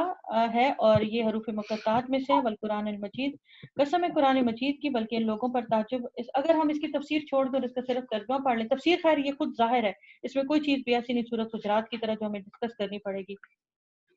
بلکہ ان لوگوں کو تعجب اس بات پر ہوا کہ خبردار کرنے والا خود انہی میں سے ان کے پاس آ گیا۔ پھر منکرین کہتے ہیں یہ تو عجیب بات ہے کہ جب ہم مر جائیں گے اور خاک ہو جائیں گے تو دوبارہ اٹھائے جائیں گے، یہ واپسی تو عقل سے بعید تر ہے، حالانکہ زمین ان کے جسموں میں سے جو کچھ کھاتی ہے وہ سب ہمارے علم میں اور ہمارے پاس ایک کتاب میں ہے جس میں سب کچھ محفوظ ہے، بلکہ ان لوگوں نے تو جس وقت حق ان کے پاس آیا اس وقت اسے صاف جھٹلا دیا، اسی وجہ سے اب یہ الجھن میں پڑے ہوئے ہیں، یعنی عقیدہ آخرت کی بات ہو رہی ہے۔ اچھا تو کیا انہوں نے کبھی اپنے اوپر آسمان نہیں دیکھا، کس طرح ہم نے اسے بنایا اور آراستہ کیا، اور اس میں کوئی رکھنا کہیں کوئی رکھنا نہیں ہے، یعنی کوئی جوڑ نہیں ہے، اور زمین کو ہم نے اس طرح سے بنایا بچھایا اور اس میں پہاڑ جمائے اور اس کے اندر ہر طرح کی خوش منظر نباتات اگا دی، یہ چیزیں آنکھیں کھولنے اور سبق دینے کے لیے والی ہیں ہر اس بندے کے لیے جو حق کی طرف رجوع کرنے والا ہو، اور آسمان سے ہم نے برکت والا پانی نازل کیا، پھر اس سے باغ اور فصل کے غلے اور بلند و بالا کھجور کے درخت پیدا کیے جس پر پھلوں کے لدے و خوشے تہ بتہ لگتے ہیں، یہ انتظام ہے بندوں کو رزق دینے کا۔ اس پانی میں سے ہم ایک مردہ زمین کو زندگی بخش دیتے ہیں، مرے ہوئے انسانوں کا زمین سے نکلنا بھی اسی طرح سے ہوگا۔ اس سے پہلے نوح کی قوم اور اصحاب رس اور سمود اور عاد اور فرعون اور لوط کے بھائی اور ایکا والے اور تبا کی قوم کے لوگ بھی جھٹلا چکے ہیں، ہر ایک نے رسولوں کو جھٹلایا اور آخرکار میری وعید ان پر چسپاں ہوگی۔ کیا پہلی بار کی تخلیق سے ہم عاجز تھے، مگر ایک نئی تخلیق کی طرف یہ لوگ شک میں پڑے ہوئے ہیں۔ ہم نے انسان کو پیدا کیا ہے اور اس کے دلوں میں ابھرنے والے وسواس تک کو ہم جانتے ہیں، ہم اس کی رگے گردن سے بھی زیادہ اس کے قریب ہیں، اور ہمارے اس براہ راست علم کے علاوہ 2 کاتب اس کے دائیں اور بائیں بیٹھے ہر چیز ضبط کریں، کوئی چیز اس کی زبان سے کوئی لفظ اس کی زبان سے نہیں نکلتا جسے محفوظ کرنے کے لیے ایک حاضر باش نگران موجود نہ ہو۔ پھر دیکھو کہ وہ موت کی جانکنی حق لے کر آ پہنچی ہے۔ یہاں پہ جو چیز ہمیں بتائی گئی ہے کہ انسان کو جب اللہ نے بنایا ہے اس کے دل اور دماغ میں لازم کچھ نہ کچھ خیالات اور وسوسے اٹھتے ہیں۔ اللہ تعالیٰ خالق ہے اور اس چیز کا علم رکھتا ہے، اللہ تعالیٰ خود بتا رہا ہے کہ میں انسان کی رگے گردن سے بھی اس سے زیادہ قریب ہوں، اور میں اس کے اچھے اور برے تمام حالات کو جانتا ہوں، خیالات کو جانتا ہوں، لیکن اس پر گرفت نہیں کی جاتی جب تک انسان زبان سے یا عمل کے ذریعے سے اس پر عمل نہ کر لے، اس کو نہیں لکھا جاتا، لیکن جیسے ہی زبان سے کوئی لفظ نکلتا ہے اس کو کر لیا جاتا ہے، لکھ لیا جاتا ہے۔ اس کے بارے میں ایک بزرگ کے بارے میں بتایا جاتا ہے، تابعین میں سے ہیں، کہ وہ ان کی موت کا جب وقت آ گیا اور سخت ان کو تکلیف تھی، بے ہوشی کی تکلیف تھی، سکرات کی تکلیف تھی، ایسے نیک لوگوں کو بھی اتنی ہی شدید تکلیف ہوتی ہے تو پھر ہمارے جیسوں کا کیا حال ہوگا، تو ان کے منہ سے کراہیں نکل رہی تھیں، تو ان کے پاس ایک دوسرے اسی طرح کے ایک میں نام دراصل عربی بہت زیادہ بھول جاتی ہوں، مجھے نہیں یاد رہتے ہیں، ان کے پاس بیٹھے تھے تو انہوں نے کہا کہ آپ کراہ رہے ہیں جبکہ آپ کی کراہ بھی فرشتہ لکھ رہا ہے، کہتے ہیں کہ انہوں نے موت کی ساری تکلیفیں برداشت کی، شدت کی، اور ان کے منہ سے اف تک اس کے بعد نہیں نکلی، کراہ بھی سخت ہو رہی ہے، اور اب ہم دیکھ لیں کہ ہماری تو ہر وقت کراہیں آرٹیفیشل کراہیں، اور ہماری کیا سے کیا ہماری چیزیں نکلتی ہیں، ہم اپنے آپ کو کس کس طرح بنا کے پیش کر رہے ہوتے کس کے سامنے، تو اللہ تعالیٰ یہاں پہ کیا کہہ رہا ہے کہ اللہ تمہارے دل کو جانتا ہے کہ اگر تم لوگوں کو اپنی کراہیں اور اپنی کمزوریاں اور اپنی چیزیں دکھا رہے ہو تو وہ تو سخت ہو رہی ہیں، اور اللہ تمہارے جانتا ہے، یہ وہی چیز ہے۔ اچھا پھر دیکھو موت کی جانکاری حق لے کر آپ پہنچی، اس وقت بتایا جائے گا کہ یہ وہی چیز ہے جسے تو بھاگتا تھا، یعنی موت سے، پھر سور پھونکا گیا، یہ ہے وہ دن جس کا تجھے خوف ہے، جس سے یہ بھاگا تھا۔ اس کے بارے میں نے جب تفسیر پڑھی تو اس میں ایک لومڑی کی مثال دی گئی ہے کہ لومڑی جب کوئی خطرہ ہوتا ہے تو اس طرح بھاگتی ہے، اور ہر درخت اور ہر پہاڑ اور ہر کھو میں اور ہر پناہ کی جگہ پہ گھستی ہے، لیکن اس کو پناہ نہیں ملتی ہے، زمین اس کے لیے تنگ ہو جاتی ہے، یہی ہماری موت کا عالم ہوگا۔ پھر سور پھونکا جائے گا، یہ ہے وہ دن جس کا تجھے خوف دلایا جاتا تھا. سور پھونکنے کے لیے فرشتہ اپنا سر جھکائے ہوئے ہے اور اس کے منہ میں وہ بگل ہے جس کو بجانا, اس میں صرف اس نے پھونک مارنی ہے اور وہ صرف اور صرف اس وقت حکم کا منتظر ہے. یہ حال ہے ہمارا. اس کے بارے میں مفسرین کرام کہتے ہیں کہ جب فرشتہ اتنی تیاری سے صرف اللہ کی طرف سے ایک لفظ کا انتظار کر رہا ہے کہ اس میں پھونک مار دو, تو ہم کتنے بے خبر بیٹھے ہوئے ہیں. ہمارے کیا حالات ہیں کہ ہم نے سالوں کی پلاننگ کی ہوئی ہے اور ہمارے دل اتنے مطمئن ہیں اور ہم اتنے بے خبر ہیں کہ ہمیں اس خطرناک سچویشن کی کوئی اندازہ ہی نہیں ہو رہا کہ ہم کدھر ہیں. ہر شخص اس حال میں آ گیا کہ اس کے ساتھ ایک ہانک کر لانے والا ہے اور ایک گواہی دینے والا. یہاں پہ ہانک کر لانے والا جو سائق ہے, سائق کہا جاتا ہے اس فرشتے کو جو نگران ہے, اور شہید کے بارے میں دو روایات ہیں. ایک یہ کہ دائیں طرف کا شہید جو لکھ رہا ہے اور بائیں طرف کا سائق جو اس کو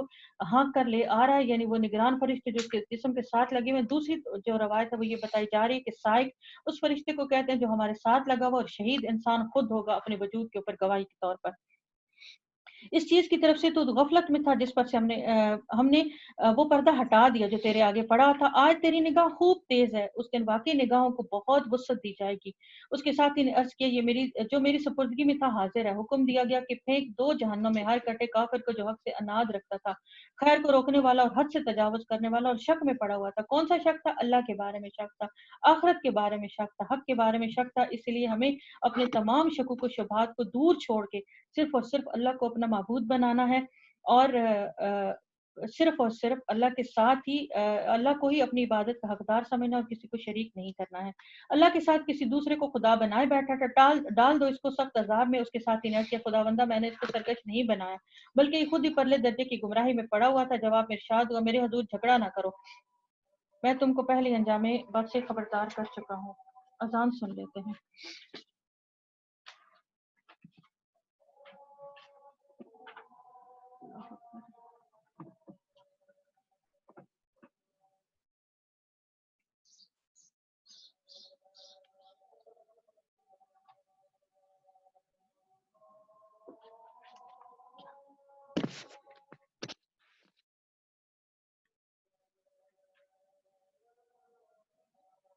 دیکھو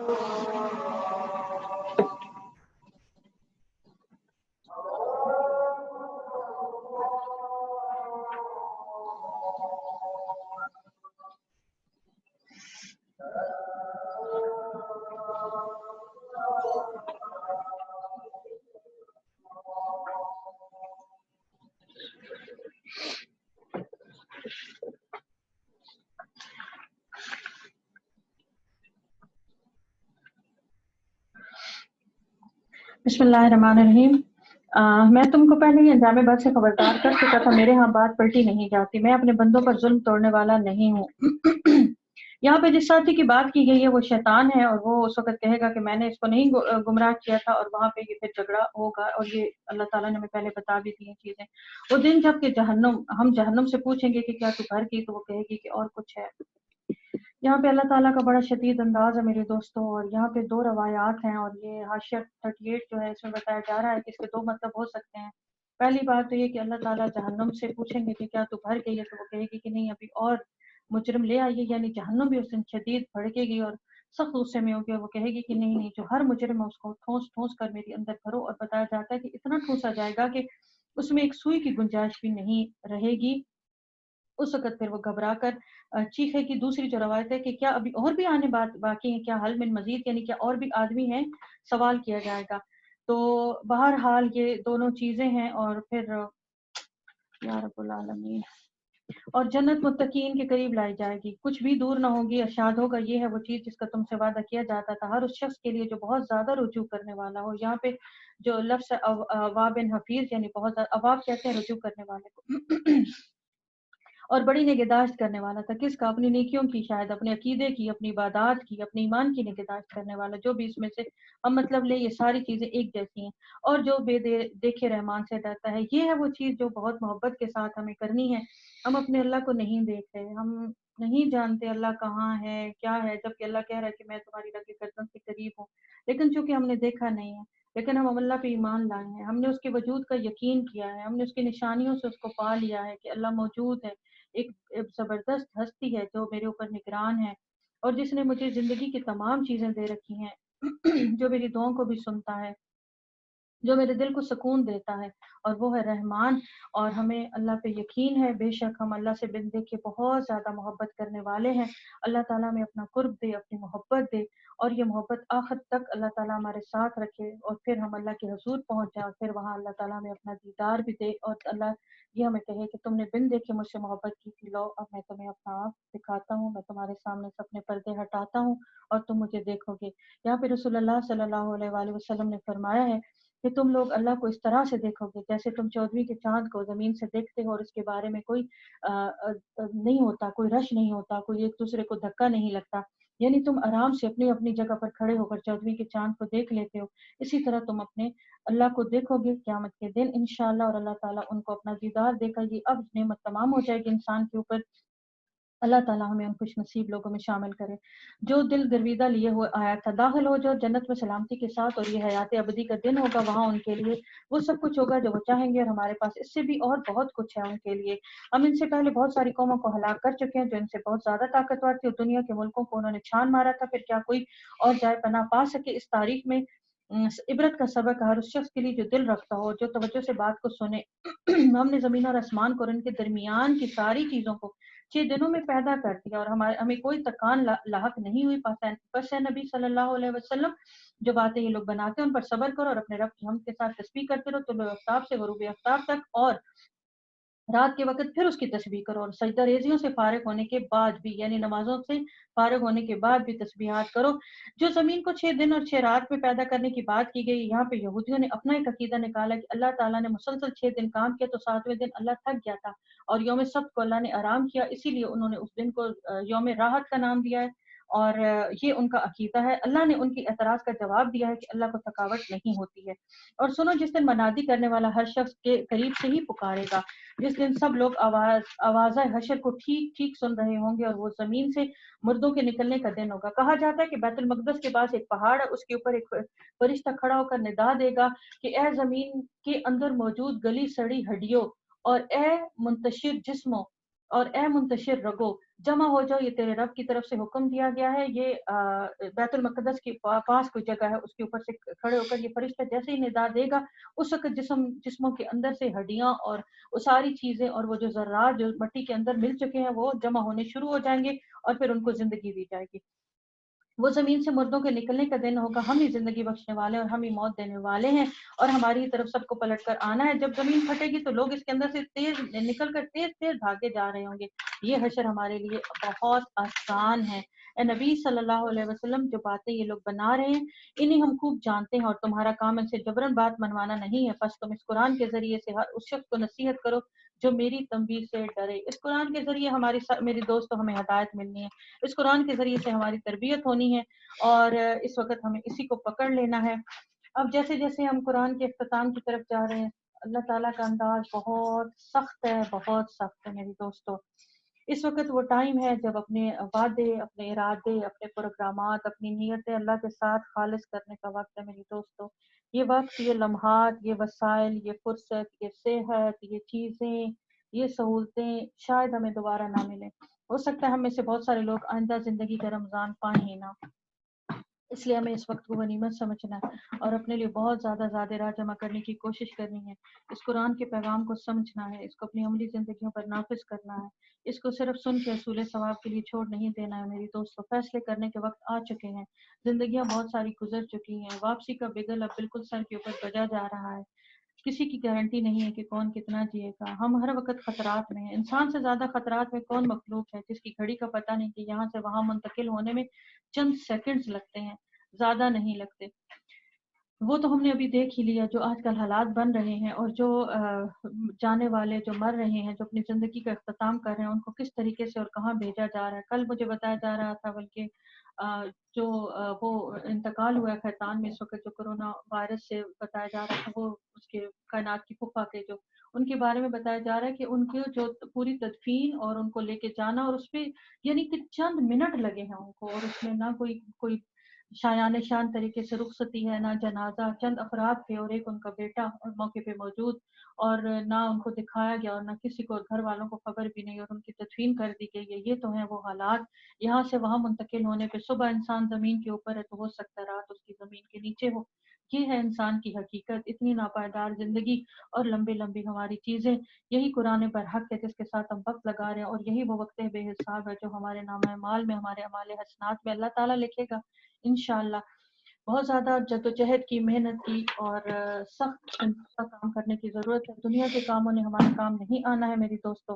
بہت زیادہ وقت کو ضائع نہ کیجیے گا, ایک دوسرے کو اپنی دعاؤں میں بھی یاد رکھیے گا. اللہ تعالیٰ ہم سب کی مغفرت فرمائے, ہم سب سے راضی ہو جائے, ہم سب کو روزے کی روح تک پہنچنے کی توفیق عطا فرمائے, دنیاوی کاموں کو ہمارے اوپر مسلط نہ کرے, ہمارے وقت میں عبادات کے لیے برکت عطا فرمائے, اور ہمیں اللہ تعالیٰ اپنی فلاح کے لیے, اپنی آخرت کے لیے کچھ جمع کرنے کے لیے سنجیدہ کر دے. یہ اللہ کی ساری چیزیں تنبیہات, ڈراوے اور خوشخبریاں ہمارے لیے ہیں میری دوستوں. اس کے مخاطب میں اور آپ ہیں. اللہ تعالیٰ ہمیں اس ہدایت کو, اس پیغام کو سنجیدگی سے لینے کے لیے اور اپنی زندگیوں میں نافذ کرنے کی توفیق عطا فرمائے. جتنے بھی بیمار بہنیں بھائی ہمارے اسپتالوں میں پڑے ہوئے ہیں, گھروں کے اندر پڑے ہوئے, روحانی جسمانی بیماری میں مبتلا ہیں, اللہ تعالیٰ سب کو بہترین سکون, عافیت اور شفا عطا فرمائے. اللہ تعالیٰ سب کے اوپر رحم فرمائے. ہم نہیں جانتے تکلیف کی شدتوں میں کون کہاں پہ ہے. میری بڑی نند بہت شدید بیمار ہیں اور ICU میں ہیں اس وقت, ان کو ہوش نہیں ہے. اللہ تعالیٰ ان کے لیے آسانی کرے, ہم ان کے لیے آسانی کی دعا کرتے ہیں. وہ اپنی بیماری کے اس وقت آخری مرحلے پہ اپنی زندگی کے ساتھ جنگ ہے ان کی. بہرحال اللہ کی طرف سے جو انسان کے لیے لکھا ہوتا ہے تو اللہ تعالیٰ ان کے لیے بہت آسانی کرے. ایسے تمام مریض جو ICU میں ہیں یا جو جہاں بھی تکلیف کے جس مرحلے پہ بھی ہیں میری دوستوں, ان کا دل کے اوپر ان کی تکلیف کا احساس کرتے ہیں, اس لیے کہ آج ہم صحت میں ہیں اور صحت کو جانے میں ایک سیکنڈ بھی نہیں لگتا. اللہ تعالیٰ ہمیں صحت سے فائدہ اٹھانے والا بنائے, اور اللہ تعالیٰ ان تمام افراد کے لیے آسانیاں کرے, ان کی تکالیف کو کم کر دے, اور اللہ تعالیٰ ان کے درجات میں اضافہ فرمائے. اور جتنے لوگ جا چکے ہیں اس بیماری سے جا رہے ہیں یا کسی طرح بھی حالت ایمان میں دنیا سے رخصت ہو رہے ہیں, اللہ تعالیٰ ان کی بہترین میزبانی, بہترین مغفرت فرمائے, اور ہمیں بھی موت کی تیاری کرنے والا بنائے. اللہ تعالیٰ جتنی بہنیں, جتنے بھائی, جتنے بچے, جتنی بچیاں اس دورہ قرآن میں, اس دعا میں شریک, اللہ تعالیٰ سب کے اوپر اپنی نعمتوں کے اور اپنی رحمتوں کے دروازے کھول دے. اللہ تعالیٰ سب کو بہترین سے عافیت میں رکھے, اور ہم یہ دورہ قرآن اس سال میں تکمیل کریں کہ اللہ تعالیٰ ہم سب کو ہدایت دے چکا ہو, اور نہ بدل دینے والی ہدایت ہم پا چکے ہوں کہ ہم پھر اس سے پھر نہ جائیں. اللہ تعالیٰ ہمیں استقامت دے, اسی راستے پہ ہمارا ایمان ہو زندگی, اور اسی راستے پہ ایمان کے ساتھ ہماری موت ہو, کیونکہ بہرحال زندگی تو ہر چیز ہم نے چھوڑ کے جانی ہے. جو چیز ہے وہ ہمارے اعمال ہوں گے ہمارے ساتھ جانے کے لیے. اللہ تعالیٰ آپ کے وقت میں, اعمال میں, آپ کی عبادات میں, آپ کے اجر میں بہت بے پناہ برکت عطا فرمائے. وما علینا الا البلاغ. سبحانک اللہم و بحمدک, نشہد ان لا الہ الا انت, نستغفرک و نتوب الیک. السلام علیکم ورحمۃ اللہ.